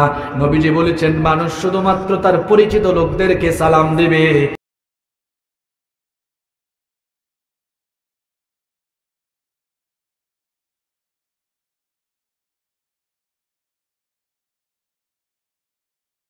নিয়ে চলাফেরা করি, ঊর্ধ্বতন জায়গায় থাকলে অধস্তনকে আমরা সালামও দিতে চাই। যেমন বাড়ির মালিক তার দারোয়ানকে সালাম দিতে লজ্জা পায়, আছে না নাই? মনে মনে একটা পার্ট, কি হয়ে গেছি রে, আমি নবাবজাদা নসরুল্লাহ, আমি কেন আমার বাড়ির মালিক, আমি আমার বাড়ির দারোয়ানকে কেন সালাম দিব? নবীজি বলেছেন যে আগে সালাম দেয় সে হলো অহংকার মুক্ত। তাহলে বাড়ির মালিক হয়ে বাড়ির দারোয়ানকে সালাম দিতে না পারা, এর মানে হলো অন্তরের ভেতরে অহংকার বাসা বেঁধেছে। গাড়ির মালিক ড্রাইভারকে সালাম দেন না, তার মানে অহংকার আছে। আপনি প্রিন্সিপাল সাহেব অ্যাসিস্ট্যান্ট টিচারদেরকে সালাম দেন না, তার মানে অহংকার আছে। ঊর্ধ্বতন চেয়ারে থেকে অধস্তনকে সালাম দিতে না পারা, এটা হলো অহংকারের বহিঃপ্রকাশ। আর নবীজি বলেছেন যাকেই পাও তাকে সালাম দাও। বলেন তো সালামের মধ্যে কোনো লস আছে নাকি? সালাম কমে যাওয়া, সমাজ থেকে, মুসলমানের সমাজ থেকে সালাম কমে যাওয়া, এটা হলো কিয়ামতের আলামত। মুসলমানের অভিবাদন রীতি হবে, দেখা সাক্ষাৎ হবে, কালামের আগে হবে। আসতে বলবেন না, জোরে বলেন, কালামের আগে হবে। এক ভাইয়ের সাথে আরেক ভাইয়ের দেখা হয়েছে, কথা বলবো পরে সালাম দিব। যুবক তরুণ ছাত্র ভাইরা তোমরা শোনো, তোমরা তো এখন সালাম ভুলে গিয়েছো, ওয়েস্টার্ন কালচার ফলো করো। ওয়েস্টার্ন কালচার ফলো করে তোমরা বলো হাই। এক যুবক আমাকে একদিন মেসেঞ্জারে লিখেছে, হাই হুজুর। আমি জবাব দিয়েছি নাই হুজুর। যুবক চিন্তা করছে হুজুর কি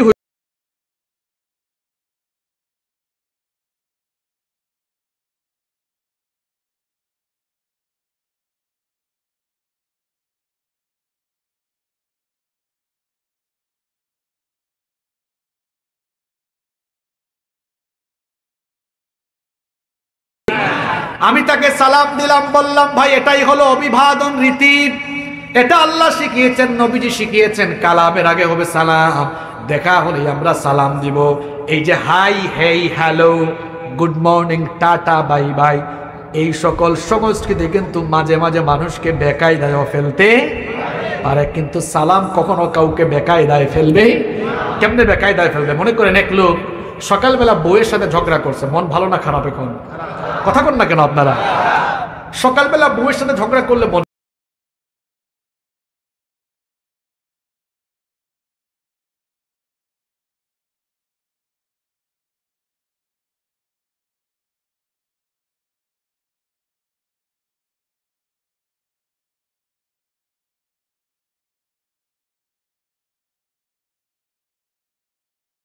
আসসালামু আলাইকুম, যদি মুখে হাসি নাও আসে তাও মুখটা গুমরা করে বলেন ওয়ালাইকুম আসসালাম, কিন্তু আপনার বিরুদ্ধে অ্যাকশনে যাওয়ার কোনো সুযোগ। তাহলে বোঝা গেল সালামের মধ্যে শান্তি আছে, বরকত আছে, রহমত আছে। এজন্য যুবকরা শোনো, তোমরা যখন কলেজে যাবা, স্কুলে যাবা, ইউনিভার্সিটিতে যাবা, তোমাদের সহপাঠী, ক্লাসমেট, বেচমেট, সিনিয়র, জুনিয়র, যার সাথেই দেখা হবে আসসালামু আলাইকুম। আমরা রাস্তাঘাটে চলবো, যদি বড় হই, বড় হয়ে ছোটকেও সালাম দিব, কোনো অসুবিধা, বলবো আমরা আসসালামু আলাইকুম। যারা সালাম দেয় না এদেরকেও সালাম দিলে লোকটা আপনার কাছ থেকে সালাম শিখে যাবে। কিন্তু আমাদের অভ্যাসটা হলো এমন, আমরা সালাম দিতে চাই না, আমরা শুধু সালাম নিতে। আমার নবীকে কেউ কোনোদিন আগে সালাম দিতে পারে নাই, বরং আমার নবী সবার আগে সালাম দিয়ে দিতেন। নবীজির এই আমলটা আমাদের ভেতরে থাকার দরকার আছে না নাই? আমি একদিন এক রাস্তা দিয়ে যাচ্ছি, দেখি কি জানেন, এক চাচা ফায়া দূর থেকে শুনতেছি, বলতেছেন বেয়াদব, তোর বাপের নাম কি, মায়ের নাম কি? গিয়ে বললাম চাচা ঘটনা কি? কয় বাবা এই রাস্তা দিয়ে যাচ্ছিলাম, 4-5টা ছেলে দাঁড়ায় আছে, তাদের বাপও আমাকে দেখলে সালাম দেয়, এরা সালাম দিল না। আমি বললাম তোর আদব কায়দা শিখিস নাই? আমি বললাম চাচা যান, আপনি এদেরকে ধমক না দিয়ে সালামটা আপনি দিয়ে দিতেন, দেখতেন এরা সালাম পাওয়ার পরে একটা আরেকটারে কইতো, দেখছ আমাদের বাপের সমান আমাদের চাচা, উনি আমাদেরকে সালাম দিল, লজ্জা পেয়ে গেলাম। এখন থেকে এই চাচারে, হ্যাঁ, ঘাটে মাঠে যেখানেই পাও না কেন, গাছতলা বাসতলা যেখানেই পাও, চাচারে দেখলে সচেতন হয়ে যাবা, আগে থেকেই রেডি থাকবা সালাম দেওয়ার জন্য। তাহলে বুঝা গেল রাগারাগি করে রেগে ফায়ার হয়ে যা শেখানো না যায়, অনেক সময় সুন্দরভাবে কৌশলেও তা শিখিয়ে দেওয়া যায়। আপনার বউ আপনাকে সালাম দেয় না, আপনার বউ আপনাকে সম্মান দেখায় না, জামাই হয়ে বউকে আপনি সালাম শিখাতে পারবেন। কেমনে শিখাবেন? বাড়িতে গিয়ে আপনি আগেই বলবেন আসসালামু আলাইকুম, বউ তুমি কেমন আছো? আসার সময় আবার বলবেন বউ যাচ্ছি আসসালামু আলাইকুম। দেখবেন 2 দিন 3 দিন সালাম দিতে দিতে বউ বলবে হায় হায় আমার জামাই আমাকে সালাম দেয়, এখন থেকে আমি দরজা খুলে আগে সালাম দিয়ে দিব, ঠিক কিনা? আপনার ছেলে মেয়ে সালাম দেয় না, ছেলে মেয়েকে আপনি নিজে সালাম দেওয়া শুরু করেন, দেখবেন আপনার কাছ থেকে সালামের তালিম পেয়ে যাবে। নবীজি বলেছেন তোমরা সালামের ব্যাপক প্রসার ঘটাও, 3টা কাজ করো তাহলে নিরাপদে জান্নাতে ঢুকবা। আফসুস সালাম, সালামের প্রসার ঘটাও। ওয়া আতইমুত তাআম, সামর্থ্য থাকলে মানুষকে খাওয়াও। ওয়া সাল্লু বিল লাইলি ওয়ান নাসু নিয়াম, আর রাতের বেলা মানুষ যখন ঘুমায় তাহাজ্জুদের যায় নামাজে দাঁড়াও। তাদখুলুল জান্নাতা বিসালাম, তবেই তোমরা নিরাপদে জান্নাতে ঢুকতে পারবা। তাহলে কিয়ামতের একটা আলামত হলো সমাজ থেকে সালাম কমে যাওয়া। এই দুম্বা পাটোয়ারি আর মমিননগর এলাকায় আজকে থেকে সালাম বাড়বে না সালাম কমবে? আরো জোরে শুনতে চাই, বাড়বে না কমবে? সালাম নিয়ে ফাইজলামও করা যাবে না, সুন্দর ভাষায় সালাম দিতে হবে। অনেকে আছে বলে সালাম আলাইকুম, সালাম মানে মৃত্যু, সালাম মানে শান্তি, আর সাম মানে মৃত্যু। আসসালামু আলাইকুম মানে তোমার উপরে শান্তি বর্ষিত হোক, আর সালাম আলাইকুম মানে তুই মরি যা। এরকম করা যাবে? আর মহিলারা তো স্টাইল করে বলে আসসালামু আলাইকুম, আসসালামু আলাইকুম, এরকম সালাম দেওয়া যাবে না। সালাম হলো আসসালামু আলাইকুম। আপনাদেরকে আমি একটা সালাম দিই, আসসালামু আলাইকুম ওয়া রাহমাতুল্লাহি ওয়া বারাকাতুহু। এবার আপনারা আমাকে একটা সালাম দেন। ওয়ালাইকুম আসসালাম ওয়া রাহমাতুল্লাহি ওয়া বারাকাতুহু। এই যে সালামের আদান প্রদানের মাধ্যমে আমরা সঠিক শুদ্ধ সালাম শিখে নিলাম, বলেন আলহামদুলিল্লাহ। আল্লাহর নবী বলেছেন কিয়ামতের আগে আরেকটা আলামত হলো ঘন ঘন ভূমিকম্প হবে, ঘন ঘন মহামারী হবে, ঘন ঘন গজব আসবে, ঘন ঘন সিরিজ ভূমিকম্প, কিছুদিন পর পর মহামারী, হঠাৎ করে ভূমিকম্প, হঠাৎ করে ঘূর্ণিঝড়। নবীজি বলেছেন কিয়ামতের আগে খাসফান ওয়া মাসখান ওয়া কাদফান, ভূমিকম্প হবে, ভূমিধস, পাহাড় ধস, চেহারার বিকৃতি, মহামারী, দাবানল, এই সকল গজব আসে যার তরফ থেকে, তিনি কে? এই গজবগুলো এমনি এমনি আসে না, এই গজবগুলো হলো আমাদের পাপের কামাই। আল্লাহ বলেছেন যাহারাল ফাসাদু ফিল বাররি ওয়াল বাহরি বিমা কাসাবাত আইদিন নাস। আল্লাহ বলেছেন মাটিতে এবং পানিতে যত বিপর্যয় বালা মুসিবত গজব আসে এগুলো মানুষের পাপের কামাই। কিয়ামতের আগে যে ভূমিকম্প হবে, ঘন ঘন ভূমিকম্প আসবে, যে কিছুদিন আগেই তো তুরস্কে ভূমিকম্প হয়ে গেল, এমন ভয়াবহ ভূমিকম্প, তুরস্ক আর সিরিয়াতে হাজার হাজার ভবন মুহূর্তের মধ্যেই ধসে গিয়েছে, ঠিক কিনা?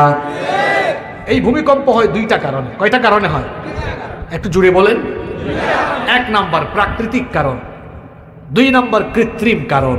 প্রাকৃতিক কারণ কি? যে প্রকৃতি আমাদের চারপাশে চতুর্দিকে গাছপালা, নদ নদী, খাল বিল, পাহাড় পর্বত, এগুলো মিলে হলো প্রাকৃতিক পরিবেশ। এই প্রকৃতি কি অটোমেটিক হয়েছে না প্রকৃতি একজন বানিয়েছেন? অমানুষের জাত। নাস্তিকদেরকে অমানুষের জাত কেন বলছি জানেন? এটা মানুষের জাত না, এটা আল্লাহ কোরআনে বলেছেন উলাইকা কাল আনআম, এগুলা মানুষের জাত না, জানোয়ারের জাত। আল্লাহ বলেছেন বাল হুম আদাল, এরা এর চাইতেও আরো নিচের ক্যাটাগরির। কেন? কারণ এরা সৃষ্টিতে বিশ্বাস করে কিন্তু স্রষ্টায় বিশ্বাস করে না। পাগল ছাগলের দল, কি জাতের ব্যাকল। আচ্ছা আপনারা বলেন তো, ড্রাইভার ছাড়া কি গাড়ি চলে? আরেকটু জুড়ে, ড্রাইভার ছাড়া গাড়ি চলে? পাইলট ছাড়া বিমান চলে? ওই দেখেন অপারেটর আছে, অপারেটর ছাড়া কি মাইক চলে? এই ক্যামেরাওয়ালা ভাই ছাড়া কি ক্যামেরা চলে? তো ড্রাইভার ছাড়া যদি গাড়ি না চলে, পাইলট ছাড়া যদি বিমান না চলে, অপারেটর ছাড়া যদি মাইক না চলে, ক্যামেরাওয়ালা ছাড়া যদি ক্যামেরা না চলে, তো স্রষ্টা ছাড়া সৃষ্টি কেমনে চলে? অবশ্যই সৃষ্টির পেছনে স্রষ্টা আছেন না নাই? এই জন্য আল্লাহ তাআলা বলেছেন আল্লাহু খালিকু কুল্লি শাইইন ওয়া হুয়া আলা কুল্লি শাইইন ওয়াকিল। আল্লাহ তাআলা বলেছেন সব কিছুকে সৃষ্টি করেছি আমি, আর সব কিছুর তত্ত্বাবধান, পরিচালনা এবং নিয়ন্ত্রণ যার কাছে, তিনি কে? এই যে ভূমিকম্প, আমরা যে ভূমির উপরে আছি, এই ভূমিটাকে কাঁপাইয়া দিতে পারেন কে? আজকের বিজ্ঞান বলছে আমরা যে মাটির উপরে আছি এটা কয়েকটা প্লেটের উপরে নির্মিত। বিজ্ঞান যার নাম দিয়েছে টেকটনিক প্লেট। যখন এই টেকটনিক প্লেট একটার সাথে আরেকটা ধাক্কা খায় তখনই মাটি কেঁপে উঠে, কারণ টেকটনিক প্লেটের উপরেই তো মাটি, ভূমি, এই জমিন। আর ভূমিকম্পের মাত্রা হবে কত বেশি এটা কেমনে বোঝা যাবে? এই প্লেটগুলোর ধাক্কা একটার সাথে আরেকটার হিট, ধাক্কা লাগবে যত জোরে যত বেশি, ভূমিকম্পের ভয়াবহতা হবে তত বেশি। ভূমিকম্পের প্রাকৃতিক কারণের ভেতরে এই টেকটনিক প্লেটের ধাক্কাটাও একটা কারণ। আবার আরো কিছু কারণ আছে, যেমন এই ভূমির নিচে ভূগর্ভে শিলা আছে, শিলাচ্যুতির ফলেও ভূমিকম্প ঘটে। আবার ভূগর্ভে আগ্নেয়গিরি আছে, আগ্নেয়গিরি থেকে অগ্নুৎপাতের ফলেও ভূমিকম্প হতে পারে। আবার ভূমিধসের কারণেও ভূমিকম্প হতে পারে। মনে রাখতে হবে, এই যে শিলাচ্যুতি ঘটা, টেকটনিক প্লেটের সাথে একটার সাথে আরেকটা ধাক্কা লাগা, ভূমিধস হওয়া, এগুলো নিজে নিজে হয় না, এগুলোর পরিচালক কে? তাহলে আল্লাহর এই হুকুম ছাড়া এগুলোকে হবে না। এই জন্য এই প্রকৃতিকে নিয়ন্ত্রণ করা, প্রাকৃতিক ভারসাম্য ঠিক রাখা, কিংবা প্রকৃতিকে বিপর্যস্ত করে মানুষের উপর গজব দেওয়ার একমাত্র ইখতিয়ার যার, গলার আওয়াজ বড় করে বলেন তিনি কে? 2 নম্বর কারণ কৃত্রিম কারণ। যে কোনো গজব এমনি আসে না, আল্লাহ বলেছেন এগুলো মানুষের পাপে কামাই। এই যে কিয়ামতের একটা আলামত হলো, দেখছেন গত 2 বছর কি জাতের মহামারী, ওই 2 বছর তো আমি আপনাদের মাহফিলে আসলাম, কি অবস্থা পৃথিবীর ধনী ধনী দেশগুলো। আমার অনেক আত্মীয় স্বজন লন্ডনে থাকেন, মানুষ লাশ নিয়ে অপেক্ষা করতে হয়েছে, সিরিয়াল নাই, সিরিয়ালই পাচ্ছে না দাফন। এরকম একটা ভয়াবহ পরিবেশ ছিল কি ছিল না? ছিল কি ছিল না? এগুলো কেন হয়? মহামারী বলেন, ভূমিকম্প বলেন, নবীজি বলেছেন কিয়ামতের আগে ঘন ঘন মহামারী, ভূমিকম্প। আল্লাহর নবী বলেছেন এমন ভয়াবহ ভূমিকম্প হবে, তোমরা রাতের বেলা দেখবা একটা সুন্দর চাকচিক্যময় শহর, সকালবেলা দেখবা কিচ্ছু নাই, সব মাটির তলায় নেমে গেছে। তুরস্কের হাজার হাজার ভবন, তাদের অনেকে স্থাপনা, উসমানীয় খেলাফতের অনেকে স্থাপনা, সব শেষ। একটা ঘটনা ফেসবুকে খুব ভাইরাল হয়েছে, আপনারা দেখছেন। বাড়ির মালিক বাড়ি ভাড়া বাড়িয়ে ফেলেছে, এক ভাড়াটিয়া থাকতে পারে নাই, বাড়ি ছেড়ে দিয়েছে। সকালবেলা, ওই দিন রাতে ভূমিকম্পে ওই বাড়িটাও ধসে গিয়েছে। সকালবেলা অবস্থা কি হয়েছে? বাড়ির মালিক আর ওই আগের ভাড়াটিয়া দুজনের জায়গা একই তাঁবুতে হয়েছে। কি শিক্ষা দেখেন! আমরা অনেকে পয়সার গরমে, টাকার গরমে, ক্ষমতার গরমে কত কিছুই না করি, অথচ মুহূর্তের মধ্যেই আমাদেরকে ধ্বংস করে দিতে পারেন কে? পৃথিবীটা রিস্কি জোন, এখানে নিরাপদ কোনো জায়গায় নাই। গাড়িতে আছেন, অ্যাক্সিডেন্ট করে মরে যেতে পারেন, এখানে আমরা আছি, এখানে ওই যে কোন বিপদ ঘটে সবাই মরে যায় কেউ জানি না। রাতের বেলা ঘুমাইছেন, ওখানেই ভূমিকম্প, ঘূর্ণিঝড় দিয়া মেরে ফেলতে পারেন কে? এই যে চিত্রাঙ্গের দিনে কুমিল্লা লালমাই আমার মাহফিল ছিল, নাঙ্গলকুটে এক প্রবাসী বিদেশ থেকে আইসা বাড়িতে, ফেসবুকে ঘটনা এটা খুব ভাইরাল হয়েছে, পরিবার সুদ্ধা শেষ হয়ে গেছে না? এই যে ভূমির উপরে বাস করে, ভূমিকম্পের নামে সূরাও আছে, সূরা জিলজাল। আল্লাহ কেন ভূমিকম্পের নামে সূরা দিয়েছেন জানেন? যাতে করে আল্লাহর এই জমিনের উপরে আমরা আল্লাহর গোলাম হয়ে বেশি দম্ভ, অহংকার আর মানুষের উপরে যেন জুলুম না করি। কারণ আমরা বেশি বাড়াবাড়ি করলে ওই মাটির উপরে আমাদেরকে বাঁচিয়ে রেখেছেন যিনি, মাটি শুদ্ধা ধসাইয়া দিয়ে আমাদেরকে মেরে ফেলতে পারেন তিনি। কিয়ামতের একটা আলামত ঘন ঘন ভূমিকম্প। কেন হবে? এটা আমার মতো ছোট হুজুর বলা লাগবে না, ১৫০০ বছর আগে বলে গিয়েছেন বড় হুজুর মুহাম্মদুর রাসূলুল্লাহ সাল্লাল্লাহু। কেন কিয়ামতের আগে বড় বড় গজব আসবে, ভূমিকম্প, মহামারী আসবে? খুব খেয়াল করে হাদিসটা শুনুন। নবীজি বলেছেন, ইদা কানাল মাগনামু দুয়ালা, যখন রাষ্ট্রের সম্পদ মানুষ নিজের সম্পদ মনে করে ভোগ করা আরম্ভ করবে, তখনই কিয়ামত আসবে। তখনই কিয়ামতের আগে ভূমিকম্প এবং অন্যান্য গজব আসবে। তাকিয়ে দেখেন বিশ্বের বিভিন্ন জায়গায়, এখন দেখবেন রাষ্ট্রীয় কোনো দায়িত্ব বসে, দায়িত্বশীল চেয়ারে এমন বহু মানুষ আছে যারা জনগণের সম্পদ, রাষ্ট্রের সম্পদ মনে করে নিজের পেটে ঢুকায়। রাষ্ট্রের সম্পদ, জনগণের সম্পদ লুটপাট করে দেশের টাকা বিদেশে পাচার করে, রাষ্ট্রের সম্পদ লুটপাট করে ধন সম্পদ কামিয়ে বিদেশের মধ্যে বেগম পাড়া বানায়, আছে না নাই? এগুলো হলো গজব আসার আলামত, এগুলো হলো কিয়ামতের আলামত। নবীজি বলেছেন, ওয়াল আমানাতু মাগরামা, চতুর্দিকে যখন আমানতের খেয়ানত শুরু হয়ে যাবে, তখন গজব আসবে কার তরফ থেকে? এরপরে নবীজি বলেছেন ওয়া তুআল্লিমা লিগাইরিদ্দিন, যখন মুসলমানরা শিক্ষা ব্যবস্থা থেকে ইসলামকে দ্বীনি শিক্ষাকে ডিলিট করে দিবে তখনই গজব আসবে, কিয়ামত কাছে চলে আসবে। এটা কোনো রাজনৈতিক ইস্যু নয়, এটা হলো ইমানি ইস্যু। দেখেন 91% মুসলমানের দেশে শিক্ষা ব্যবস্থায় ইংরেজি আছে, বাংলা আছে, গণিত আছে, ফিজিক্স আছে, কেমিস্ট্রি আছে, বায়োলজি আছে, ইতিহাস আছে, ভূগোল আছে, কিন্তু ও নোয়াখালীর মুসলমান শোনেন, কপালপুরা মুসলমানের এই দেশে শিক্ষা ব্যবস্থায় কোরআন হাদিস ইসলামের কিচ্ছু না। সামনে যে কি গজব আসতেছে এটা আমাদের মতো হুজুররাও জানে না, আপনারাও জানেন না। বড় হুজুর বলে গিয়েছেন ১৫০০ বছর আগে নবীজি বলেছেন, যখন মুসলমান তার শিক্ষা ব্যবস্থা থেকে দ্বীনকে বিদায় করে দিবে, ভূমিকম্প আসবে, মহামারী আসবে, গজব আসবে। এজন্য গজব থেকে বাঁচার জন্য এক একজন এক এক দল করতে পারে, কিন্তু আমরা সবাই তো মুসলমান, ঠিক কিনা? এই গজব থেকে দলমত নির্বিশেষে আমরা সবাই বাঁচতে চাই কি চাই না? তাহলে বলেন তো, এই জন্য নবীজির এই হাদিসকে আমরা অনুসরণ করে সচেতন হয়ে আমাদের শিক্ষা ব্যবস্থায় দ্বীনি শিক্ষা রাখার দরকার আছে না নাই? এরপরে নবীজি আরো বলেছেন, কিয়ামতের আগে এরকম গজব আসার আরো আলামত হলো, আরো কারণ হলো ওয়াসাদাল কাবিলাতা ফাসিকুহুম, ফাসিক লোকেরা সমাজের নেতা হয়ে যাবে, চরিত্রহীন লোকেরা, অযোগ্য অপদার্থ লোকেরা দায়িত্বশীল চেয়ারে বসে যাবে।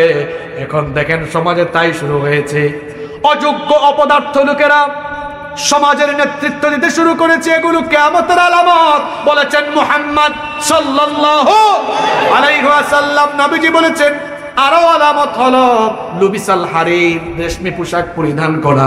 আরো আলামত হলো ওয়াশুরিবাতিল খুমুর, মাদককে মানুষ হালকা মনে করবে, জায়েজ বিষয় মনে করবে।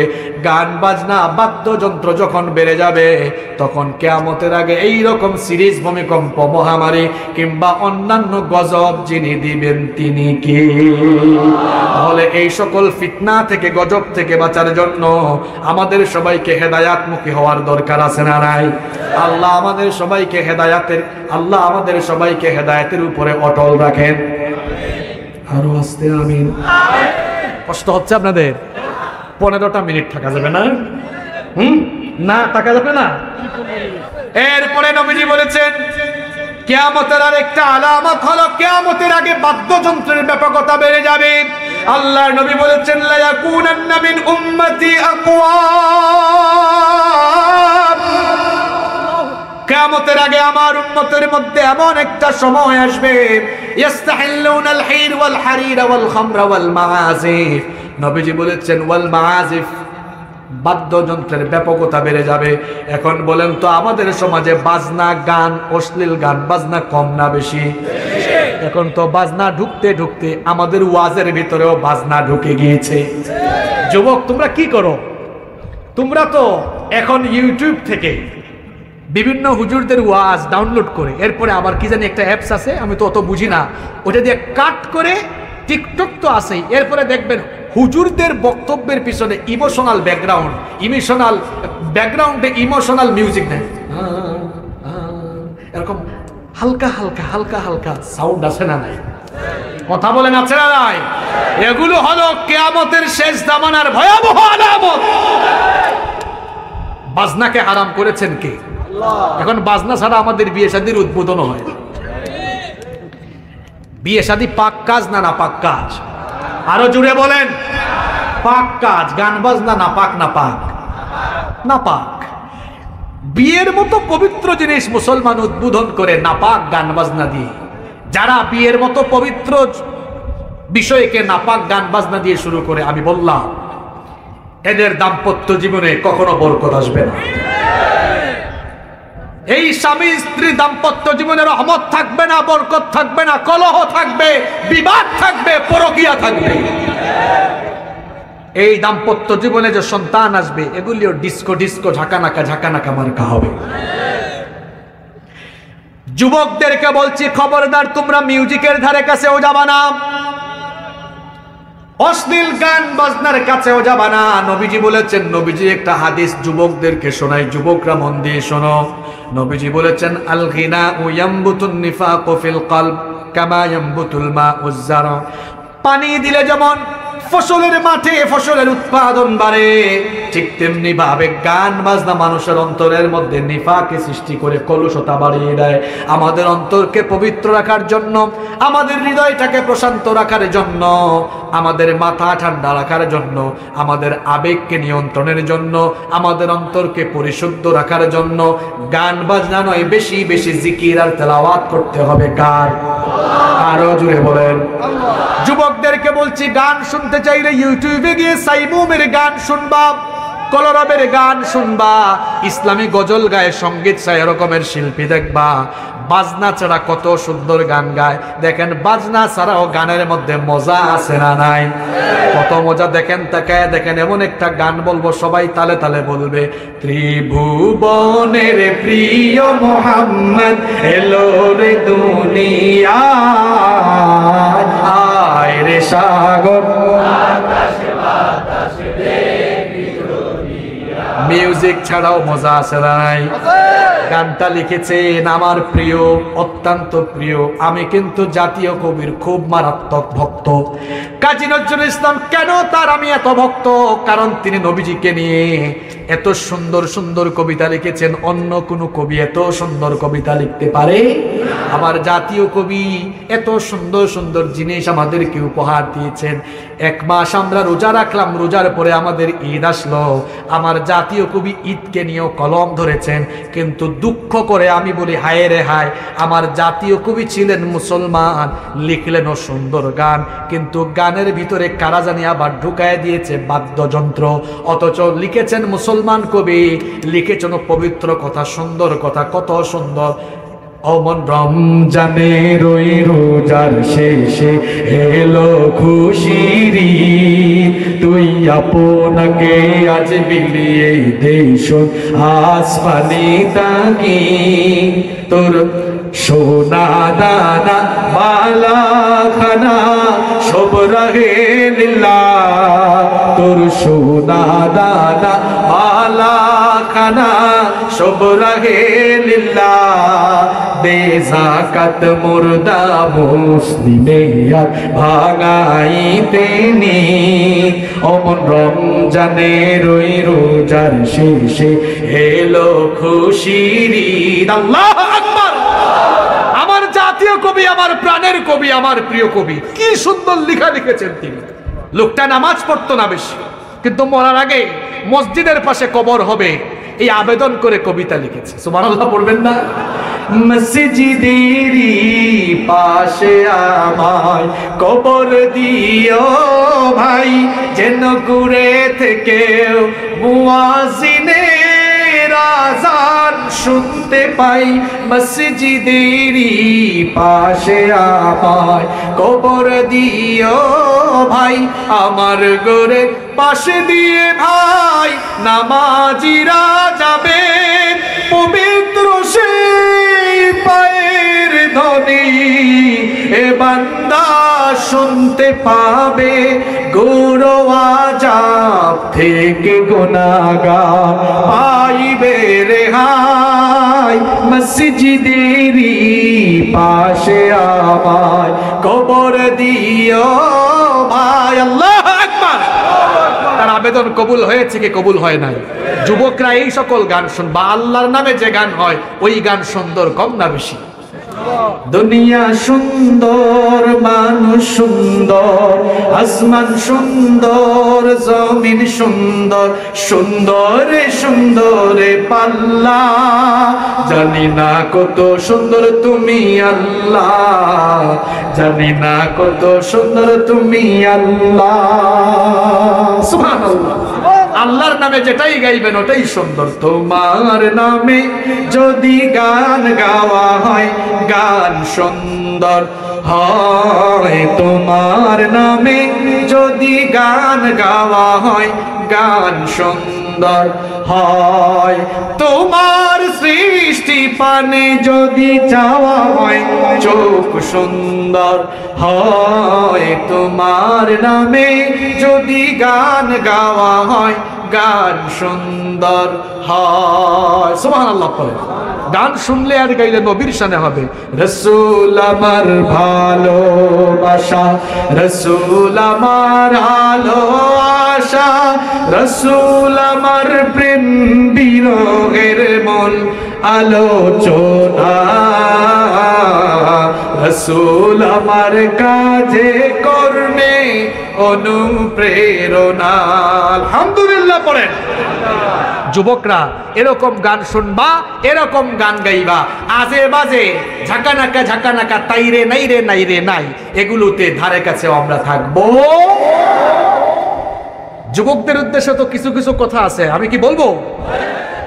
যুবকরা তো আমাদের প্রাণ, এরাই আমাদের কলিজার টুকরা, কারণ যুগে যুগে ইসলাম শক্তিশালী করেছে এই যুবকরা, ঠিক কি না? এই যুবকরা যদি ইসলামের পক্ষের শক্তি হয়ে মাথা উঁচু করে দাঁড়িয়ে যায়, তাহলে আবারও সারা দুনিয়ায় মুসলমানরা নেতৃত্ব কায়েম করবে ইনশাআল্লাহ। আল্লাহ আমার কলিজার টুকরা যুবকদেরকে কবুল করে। যুবকরা তোমাদের ওয়াজ চলে আসছে ভাই, তোমাদের বিয়ে শাদী নিয়েও সামনে কথাবার্তা আছে ইনশাআল্লাহ। আমার চাচারা কি রাগ করেছেন? আপনাদের জন্য কথাবার্তা আছে ইনশাআল্লাহ। কিয়ামতের একটা আলামত হলো, যে আলামতগুলোতে যুবক ধ্বংস হয়ে যাবে, সে আলামতগুলোর কথা বলছি। নবীজি বলেছেন কিয়ামতের আগে তথ্য প্রযুক্তি উন্নত হবে, সমৃদ্ধ হবে, কিন্তু তথ্য প্রযুক্তির অপব্যবহার করে আমার আখিরি জামানার উম্মত ধ্বংস হয়ে যাবে। এই কথাগুলো বলে আমাদেরকে সাবধান করে গিয়েছেন মুহাম্মদ সাল্লাল্লাহু। নবীজি বলেছেন ইন্না মিন আলামাতিস সাআহ, আল্লাহর নবী বলেছেন নিশ্চয়ই কিয়ামতের একটা আলামত হলো, আল্লাহর নবী বলেছেন কিয়ামতের আলামত হলো আইয়ুজহারাল কওল ওয়া ইউহসানাল ফা'ল, কথা প্রচার করা, কর্ম ধারণ করা সহজ হয়ে যাবে। দেখেন তো আজকের যুগে বিজ্ঞান আছে, প্রযুক্তি আছে, কিন্তু ১৫০০ বছর আগে দুনিয়ায় কি বিজ্ঞান ছিল নাকি? আসতে বলবেন না, জোরে বলেন ছিল নাকি? সেই জামানায় নবী কথা বলে গিয়েছেন। নবীজি বলেছেন কিয়ামতের আগে শেষ জামানায় প্রযুক্তি উন্নত হবে, কথা প্রচার করা সহজ হবে। আমার নবীর কথাগুলো কত বাস্তবসম্মত দেখেন। আমি যখন ছোট ছিলাম তখনও দেখেছি মানুষ, এক দেশের মানুষ আর এক দেশের মানুষের সাথে এট এ টাইম কথা বলতে পারতো না, চিঠি লিখত, কথা প্রচার করা সহজ ছিল না। কিন্তু বলেন তো এখনকার জামানায় কথা প্রচার সহজ না কঠিন? এখন হ্যালো বললেই আপনার কথা তার কাছে যায়, তার কথা আপনার কাছে আসে। এই কথাটা নবীজি ১৫০০ বছর আগে বলেছেন। আল্লাহর নবী বলেছেন কিয়ামতের আগে মানুষ কথা প্রচার করা তাদের জন্য সহজ হয়ে যাবে। আল্লাহু আকবার। কথা প্রচার কত সহজ হয়েছে দেখেন। এখন যদি বিশ্ববাসীর সামনে আপনি কোনো কথা বলতে চান, মিডিয়া সেন্টারে যাওয়া লাগবে না, প্রেস কনফারেন্স করা লাগবে না। যার একটা ফেসবুক আইডি আছে সে একটা মিডিয়ার মালিক হয়ে গেছে। ফেসবুকে এসে, পেজে এসে, আইডিতে এসে, ইউটিউব চ্যানেলে গিয়ে লাইভ করলে সবার সামনে কথাগুলো তুলে ধরা যায়। নবীজি বলেছেন কিয়ামতের আগে প্রযুক্তি এইরকম উন্নত হবে, কর্মকেও ধারণ করে রাখা যাবে। এই যে অডিও ভিডিও হচ্ছে, ক্যামেরা কিন্তু নবীজির যুগে ছিল। দেখেন নবীজি বলেছেন কিয়ামতের আগে প্রযুক্তি উন্নত হবে, কিন্তু হাদিসের শেষে নবীজি বললেন আমার আখিরি জামানার উম্মত তারা প্রযুক্তির সঠিক ব্যবহার না করে প্রযুক্তির অপব্যবহার করে ঈমান হারা হয়ে যাবে। আজ যেন আমার যুবকদের দশা এই হয়েছে, তারাও দেখা যায় এত বেশি প্রযুক্তি ব্যবহার করছে, প্রযুক্তি ব্যবহার করতে করতে প্রযুক্তির অপব্যবহার করে তারা নিজেদেরকে ধ্বংসের দিকে নিয়ে গিয়েছে। মোবাইল ব্যবহার করছো করো, ইন্টারনেট ওয়াইফাই ব্যবহার করছো করো, কিন্তু অতিরিক্ত সময় নিয়ে এগুলো ব্যবহার করা এটা নিজের জীবনের জন্য হুমকি স্বরূপ, কেরিয়ারের জন্য হুমকি স্বরূপ। যে সময় তোমরা যুবকরা যে সময় পর্যন্ত এগুলোতে বিনিয়োগ করো, যদি সময়গুলো কমায়া ডেইলি আধা ঘন্টা, 1 ঘন্টা বা 1.5 ঘন্টা সময় অনলাইনে দিয়ে বাকি সময়গুলো পড়াশোনায় দাও, বলেন তো কেরিয়ারটা সুন্দর হওয়ার সুযোগ আছে না নাই? তুমি তো অসুস্থ হয়ে যাচ্ছ যুবকরা। শোনো, তোমাদেরকে কিছু কথা শোনাই, সুন্দর একটা কাহিনী শোনাই তোমাদেরকে। যুবকদেরকে বলছি, আমার চাচাদেরকে কি আমি তুমি করে বলতে পারি? আমার যুবকদেরকে বলছি, যুবকরা শোনো, মনোযোগী হও। আজ থেকে 50 বছর আগে আমাদের চাচা চাচি, দাদা দাদির আমলটা কেমন ছিল? তাদের আমলে ঘরের মধ্যে কারেন্ট ছিল, টেলিভিশন ছিল, mobile, wifi, internet, computer, laptop, iPad কিচ্ছু ছিল এই জন্য তাদের যুগটা কেমন ছিল যুবকরা শোনো, রাত 8টার পরে তাদের কোনো কাজ কাম ছিল একদম না ডাকায়া ঘুম। এই রাত 12টা হয়ে যাচ্ছে তাদের এক দফা ঘুম শেষ। এখনকার যুগ কেমন শোনো যুবকরা, এখনকার যুগে আমাদের ঘরে কারেন্ট আছে, mobile, wifi, internet, laptop, computer সব আছে। এই জন্য রাত 2টা, 3টা, 4টা পর্যন্ত আমাদের জেগে থাকার অভ্যাস। এসি তো আছে, আচ্ছা যাই হোক, এখন কি হয়েছে শুনেন না, এখন হয়েছে যেটা, এমন এক ভয়াবহ পরিবেশ আছে এখানে। আমার অনেক চাচাদেরকে আমি দেখতে পাচ্ছি, আমার সম্মানিত চাচাদের বয়স 70-80 বছরের অনেক চাচারা এখানে আছেন, আমি দেখতে পাচ্ছি এই বয়সে তারা ফিজিক্যালি ফিট। আমি উত্তরবঙ্গে ওই দিন এক চাচাকে পেলাম, চাচা বলেন ভাতিজা আমার বয়স 103 বছর। ওই চাচা হেঁটে হেঁটে মাহফিলে আসেন, স্ট্রং, ফিজিক্যালি এখনো স্ট্রং। কেন তারা এত স্ট্রং এখনো? তারা ঠিকঠাক মতো ঘুমাইছে, ঘুমের অভ্যাস, খাদ্য গ্রহণের অভ্যাস, খাদ্যাভ্যাস, ঘুমের অভ্যাস ঠিকঠাক ছিল। যুবকরা দেখো তোমাদের চাচা, বাবা, দাদা, নানা কি স্ট্রং, আর তোমরা তাকাইতে তাকাইতে তাকাইতে তাকাইতে 25 বছরে তোমরা চোখে ঝাপসা দেখো। তোমাদের মাথার চুল 30 বছরের মধ্যে পাকা আরম্ভ হয়েছে। তোমরা এত বেশি প্রযুক্তি নির্ভর হয়েছে, এত বেশি স্ক্রিনে তাকাও, তোমাদের মাইগ্রেনের প্রবলেম শুরু হয়ে গিয়েছে। এখন তো রাস্তার মুড়ে মুড়ে হসপিটাল এই জন্য হচ্ছে কারণ বর্তমান প্রজন্ম, বর্তমান জেনারেশন খাদ্যাভ্যাস, ঘুমের অভ্যাস এবং সহজ সরল সুন্দর জীবনযাপনের অভ্যাস ছেড়ে দিয়ে প্রযুক্তির অপব্যবহার করার কারণে আমার ভয় হচ্ছে আগামীতে আমরা অসুস্থ একটা জেনারেশন হয়তো পেতে যাচ্ছি। এখনো সময় আছে যুবক, তরুণ, ছাত্ররা, তোমাদেরকে বলছি ভাইয়েরা ফিরে আসো এগুলো থেকে, এত যান্ত্রিক হয় না। গতকাল একজন কবি আমি ফেসবুকে দেখলাম, তিনি বলতেছেন যে আমরা যখন ছোট ছিলাম আমরা পড়াশোনার বাইরে সুযোগ পাইনি, আমরা বই পড়তাম, বই লেখার চেষ্টা করতাম, কবিতা লেখার চেষ্টা করতাম। আর এখনকার যুবকরা সুযোগ পাইলেই PUBG, free fire, Facebook, YouTube, ঠিক কি না? আর যে টিকটক মেয়েরা বানায়, তোমরা ছেলেরাও আবার এটাকে কাউন্টার অ্যাটাক দিয়ে উল্টা টিকটক বানাও। কি যুবকরা, ঠিক আছে কথা? খবরদার যুবকরা, প্রযুক্তি ব্যবহার করো কিন্তু অপব্যবহার করা যাবে না, বেশি সময়ও দেওয়া যাবে না। তোমরা কি করতেছো বলো তো? শোনা, আমি তো পড়াশোনা শেষ করেছি 5-6 বছর আগে। আমি ছোটবেলায় আব্বুর সাথে, চাচাদের সাথে যখন বিয়ে শাদীর ফাংশনে যাইতাম, দেখতাম সবাই মিলে গোল হয়ে বসে গল্প করতো, আপনার পরিবারের কি খবর, আপনার পরিবারের কি খবর। আর এখন মানুষ বিয়ে শাদীতে যায়, যাইয়া সবার হাতে হাতে একটা যন্ত্র আছে, সবাই নিচের দিকে তাকায়, একজনের সাথে আরেকজন কথা কয় না। কি বলেন, আছে না নাই? অতিরিক্ত প্রযুক্তির ব্যবহার আমাদের মধ্যে হৃদ্যতার বন্ধনকেও এখন নষ্ট করে দিচ্ছে। এখন সম্পর্কের ঘাটতি চলে আসতেছে। আরো শুনেন, স্বামী স্ত্রীর কথা শুনেন। স্বামী বেচারা সারাদিন অফিসে থাকে, স্ত্রীও যদি চাকরি করে বা ঘরে থাকে, ফিরে আইসা জামাই বউ দুজনেই খালি, কোনো ভালোবাসার কথা, কোনো রোমান্স, প্রেম, ভালোবাসা। এই প্রযুক্তি, ঠিকই বলছেন, আঙ্গুলের ব্যায়াম। এই আঙ্গুলের ব্যায়াম করে করে এদের মন মানসিকতা ফষ্টি নষ্টি করে অন্যদিকে চলে গিয়ে পরকীয়ায় আসক্ত হয়ে যাচ্ছে। অপব্যবহার ভালো নয়, নবীজি সাবধান করে গিয়েছেন। যুবকরা, নবীজির হাদিস শোনালা, ফিতনার কথা নবীজি বলেছেন, অপব্যবহার করে শেষ হয়ে যাবে। অপব্যবহার কেমনে শুরু হয়েছে যুবকরা শোনো।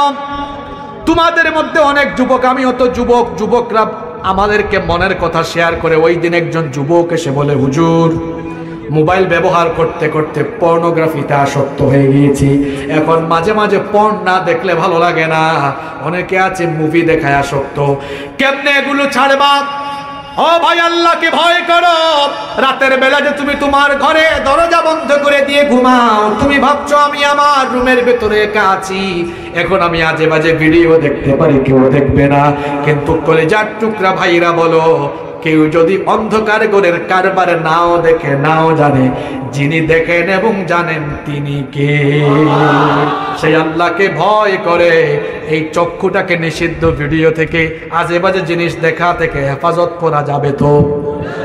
যুবকরা কথা দাও, পারা যাবে তো? আল্লাহ আমার যুবকদেরকে কবুল করেন। আমি আর দুইটা পয়েন্টের উপরে কথা বলবো, কষ্ট দিব না। এরপরে আমি আপনাদেরকে নিয়ে মুনাজাত করতে চাই, কেউ উঠবেন না। শুনেন, গত বছরের মাহফিলে ছিল, এবছর মনে হয় অনেক মানুষ নাই, দুনিয়া ছেড়ে চলেই গিয়েছে। এই মোনাজাতটাই তো এই মাহফিল জীবনের শেষ মাহফিল হয়ে যেতে পারে। 10টা মিনিট ধৈর্য ধরে থাকতে পারবেন না? এরপরে 10 মিনিট পরে ছেড়ে দিব আপনাদেরকে ইনশাআল্লাহ। আজকে তো কালেকশনে আধা ঘন্টা চলে গেল, নইলে এতক্ষণে আমার ওয়াজও শেষ হয়ে যাই। তো কষ্ট হচ্ছে আপনাদের? 10টা মিনিট চেয়ে দিচ্ছি, থাকা যাবে তো? 2টা পয়েন্ট, এরপরে শেষ। এরপরে নবীজি বলেছেন কিয়ামতের আগে সত্যকে মিথ্যা, মিথ্যাকে সত্য, আমানতকে খেয়ানতকারী, খেয়ানতকারী লোককে আমানতদার বানিয়ে দেওয়ার প্রবণতা বেড়ে যাবে। সাংবাদিকতার নামে সাংঘাতিকতা করে সত্যকে মিথ্যা, মিথ্যাকে সত্য, সাদাকে কালো, কালোকে সাদা বানিয়ে ফেলা হবে। আল্লাহর নবী বলেছেন সায়াতি আলান নাসি সানাওয়াতুন খাদ্দাত, অচিরেই আমার উম্মতের মধ্যে এমন এক প্রতারণাপূর্ণ সময়ের আগমন হবে, ইউসাদ্দাকু ফীহাল কাযিব ওয়া ইউকাযযাবু ফীহাস সাদিক।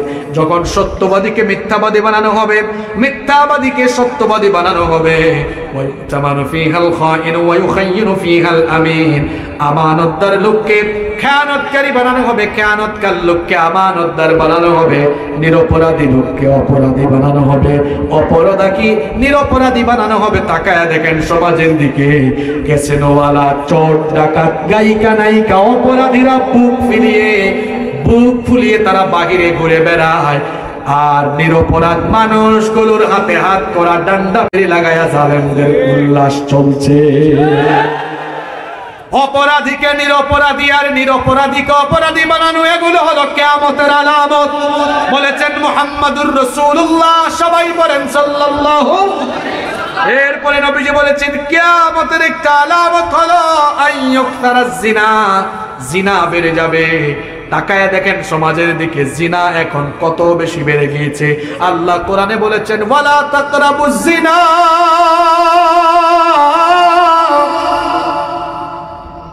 আল্লাহ বলেছেন জিনার ধারে কাছেও যাও না। কিন্তু এখন জিনার পরিবেশ আমরা তৈরি করে দিয়েছি। দেখেন নারী পুরুষের অবাধ মেলামেশা, ফ্রি মিক্সিং। এই তো এই মাসের কয়েকদিন আগে একটা বেহায়া দিবস গেল, ঠিক কিনা? এইরকম আজে বাজে দিবসের আমদানি ঘটিয়েছি।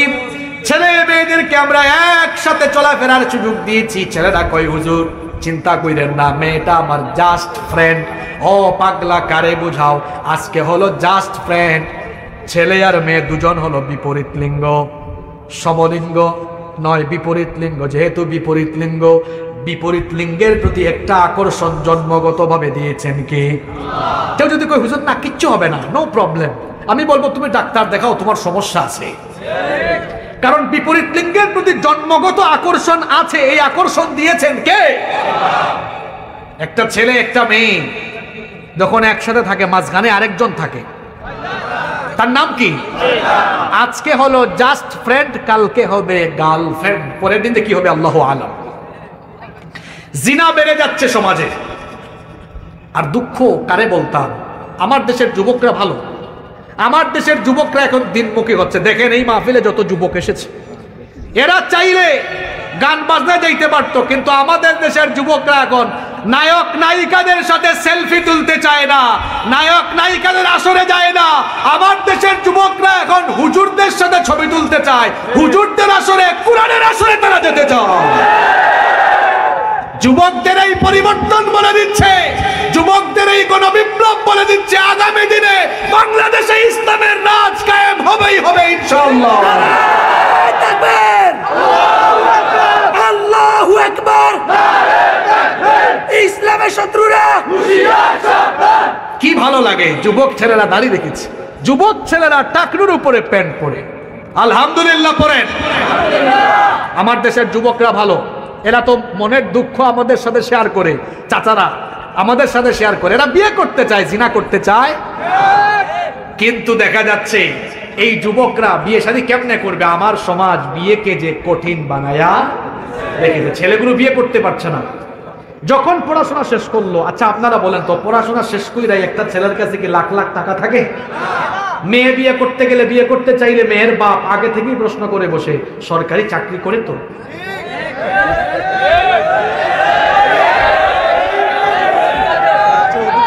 তাদের মনের জ্বালা তো জ্বালা, বড় জ্বালা, এটা আপনাদের এলাকার স্লোগান।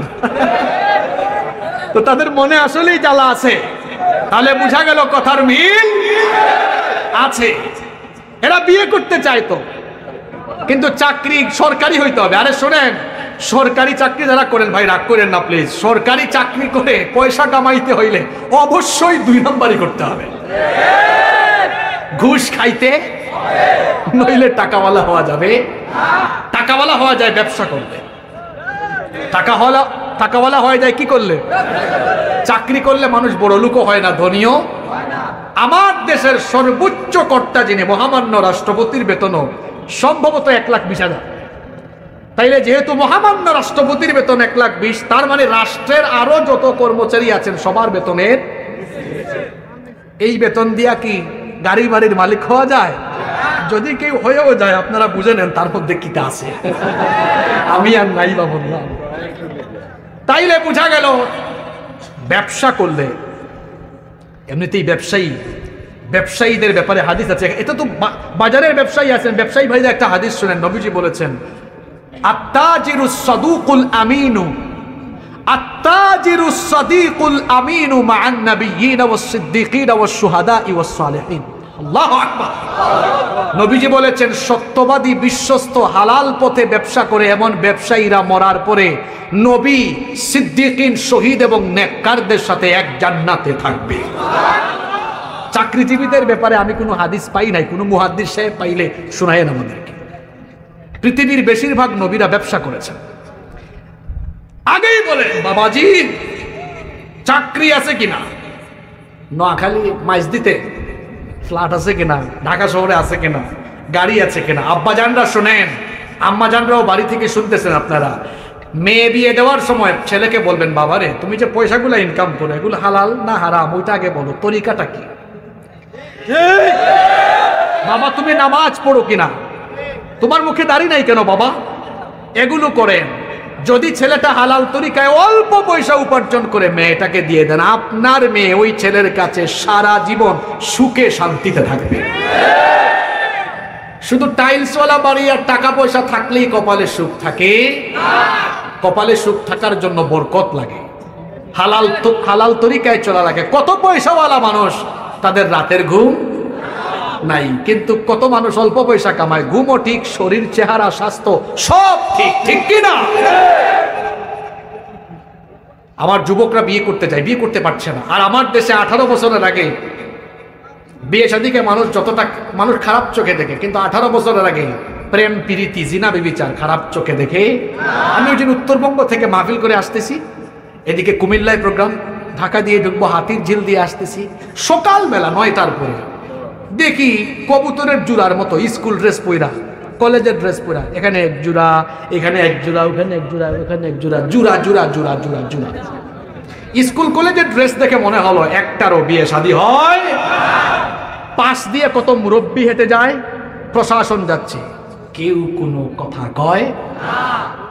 কি আজীব অবস্থা। আমার দেশে গাছতলা, আমতলা, বটতলা, জামতলায় এরকম কবুতরের জোড়ায় জোড়ায় বৈশা এরা যে বিবাহ বহির্ভূত সম্পর্ক করে, এই যে জিনা বাড়ছে, এর একমাত্র কারণ আমরা আমাদের সমাজে বিয়ে শাদীকে কঠিন করে ফেলেছি।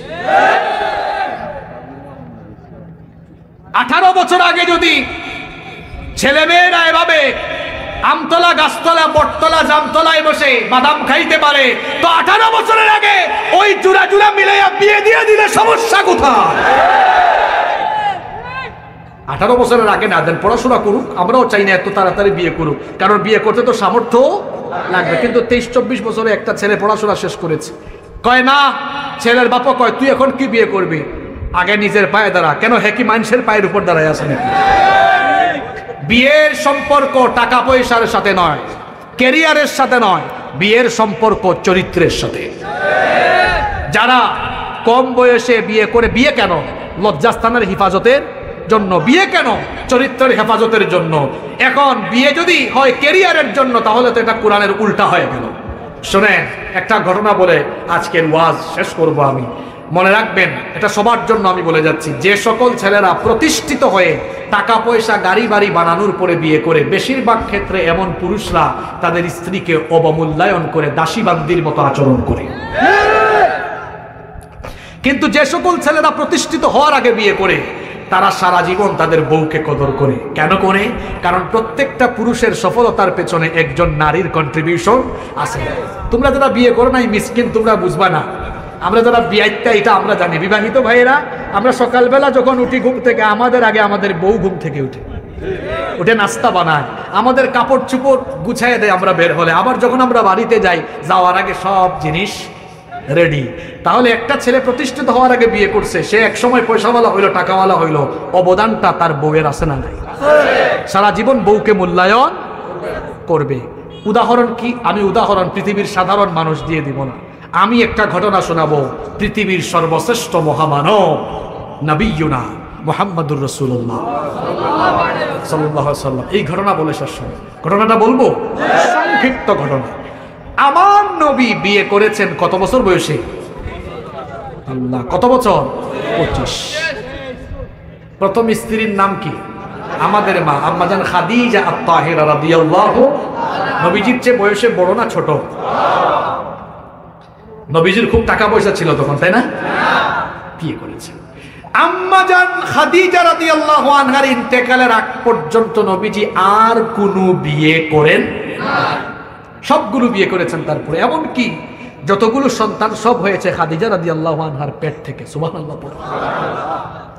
কি মহব্বত, কি ভালোবাসা। এরপরে নবীজি বিয়ে করলেন আম্মা জানের ইন্তেকালের পরে। আয়েশা রাদিয়াল্লাহু আনহাকে বিয়ের পরের ঘটনা এটা, শুনতেছেন তো? নবীজি একদিন দোয়া করতেছেন, পেছনে রুমে ঢুকে গেলেন। ওই সময়ে আয়েশা রাদিয়াল্লাহু আনহা, তিনি দেখলেন নবীজি হাত তুলে দোয়া করছেন, তো আমি একটু শরীক হয়ে গেছে। ওই টাইমে নবীজিও বলতেছেন, আল্লাহ, কিয়ামতের পেরেশানির দিনে যখন মানুষ পেরেশান থাকবে, আমি যেন ওই পেরেশানিতেও আমার খাদিজাকে ভুলে না যাই। পিছনে হাত তুলছে কে? পছন্দ হয়েছে দোয়া। যখনই শুনছেন খাদিজার কথা, তিনি ভাবছিলেন মনে হয় এখনই নবীজি আমার নাম বলবেন। যখনই বলতেন খাদিজা, শেষ দোয়া। নবীজি দোয়া শেষ করার পরে তিনি বললেন, ইয়া রাসূলুল্লাহ, বলেন সাল্লাল্লাহু আলাইহি ওয়াসাল্লাম, আপনি কামটা করলেন কি? কি কামটা করলেন আপনি? আপনি কেন আমার নামটা বললেন না? আমাকে আপনি কম বয়সে ঘরে আনছেন, আপনি কেন আমাকে দোয়ায় প্রথম বললেন না? উত্তর দিয়েছেন কি শুনেন। আয়েশা, শোনো, তোমরা সবাই আমার সুখের দিনের সাথী, আর আমার খাদিজা আমার দুঃখের দিনের সাথী। কি বুঝলেন? খালি ঠিক ঠিক যে কোন যে ছেলেরা প্রতিষ্ঠিত হওয়ার আগে বিয়ে করবে, সারাটা জীবন বউকে কদর করবে, কোনো সন্দেহ নাই। কিছু কিছু ছেলেরা সম্ভাবনাময়ী, দেখলেই বোঝা যায় কিছু না কিছু করবে, তার দ্বারা কিছু না কিছু হবে। চরিত্র ভালো হলে, হালাল পথে উপার্জন করলে মেয়েটাকে বিয়ে দেন। বিয়ে যত সহজ হবে, সমাজ থেকে জিনার কবর হয়ে যাবে ইনশাআল্লাহ। আর বিয়েতে কুসংস্কার বন্ধ করে দিতে হবে। তোমরা যারা বিয়ে করো নাই, যুবকদেরকে বলছি, বিয়ের সময় বদনা থেকে নিয়ে এসি পর্যন্ত সব দিতে হবে এরকম ইতরের মতো। ছোট লোকে মন মানসিকতা দেখাবা না। একটা বাপ তার মেয়েকে 18, 20, 22 বছর কত কষ্ট করে ভালোবাসা দিয়ে লালন পালন করেছে, ওই কলিজার টুকরা ধনী তো তোমাকে দিয়ে দিল, ওইটা নিয়ে চলে আসো, বাড়তি কিছু চাইতে যাইও না, এটাই যে দিয়েছে এটা তোমার জন্য বেশি। রমজান মাসে ইফতারি খাওয়ার জন্য শ্বশুর বাড়ির দিকে, মিসকিনের দিকে তাকায় থেকো না। কুরবানির ঈদ আসলে শ্বশুর বাড়ি থেকে রান আসবে, তাকায় থেকো না। এই সকল রুসুম ইসলাম বানায় নাই, এগুলো মানুষ নামের কিছু অমানুষ বানিয়ে সমাজকে কলুষিত করে ফেলেছে। এগুলোর কারণে দাম্পত্য কলহ বাড়ছে, সামাজিক বিশৃঙ্খলা বাড়ছে। বলতে পারবেন চেয়ারম্যান সাহেব আর মেম্বার সাহেবরা, কারণ তারা এই সমাজের বিচার আচার করেন। তারা জানেন এইসব বিচার আচার, যৌতুকের বিচার, পরিবারের হাজব্যান্ড ওয়াইফের ঝগড়া যাচ্ছে, কি বলেন মেম্বার সাহেব, চেয়ারম্যান সাহেব, এগুলোর বিচার করতে করতে ওনাদের ঘুম নাই, রাতের ঘুম নাই, দিনের বেলা কত কষ্ট। এগুলো কমাইতে হলে এই সকল অপসংস্কৃতিকে সমাজ থেকে নির্মূল করতে, যৌতুক দিব না, যৌতুক নিব না ইনশাআল্লাহ। এই যে আজকে কিয়ামতের আগে যে ফিতনাগুলোর কথা বললাম, এই ফিতনাগুলোতে গেলে ঈমান হারা হয়ে যাব। এই ফিতনাগুলো থেকে আমাদের বেঁচে থাকার দরকার আছে না নাই? আপনাদের কথা মনে থাকবে, আপনারা আমাকে মুগ্ধ করেছেন আপনাদের আচরণ দিয়ে। কেউ উঠবেন না, আমি আপনাদেরকে নিয়ে মোনাজাত করে আমরা একসাথে যাব ইনশাআল্লাহ। যত কথা বলেছি আল্লাহ আমাদেরকে আমলের তৌফিক দেন। কমিটির যদি কোনো কথা থাকে সংক্ষিপ্ত 30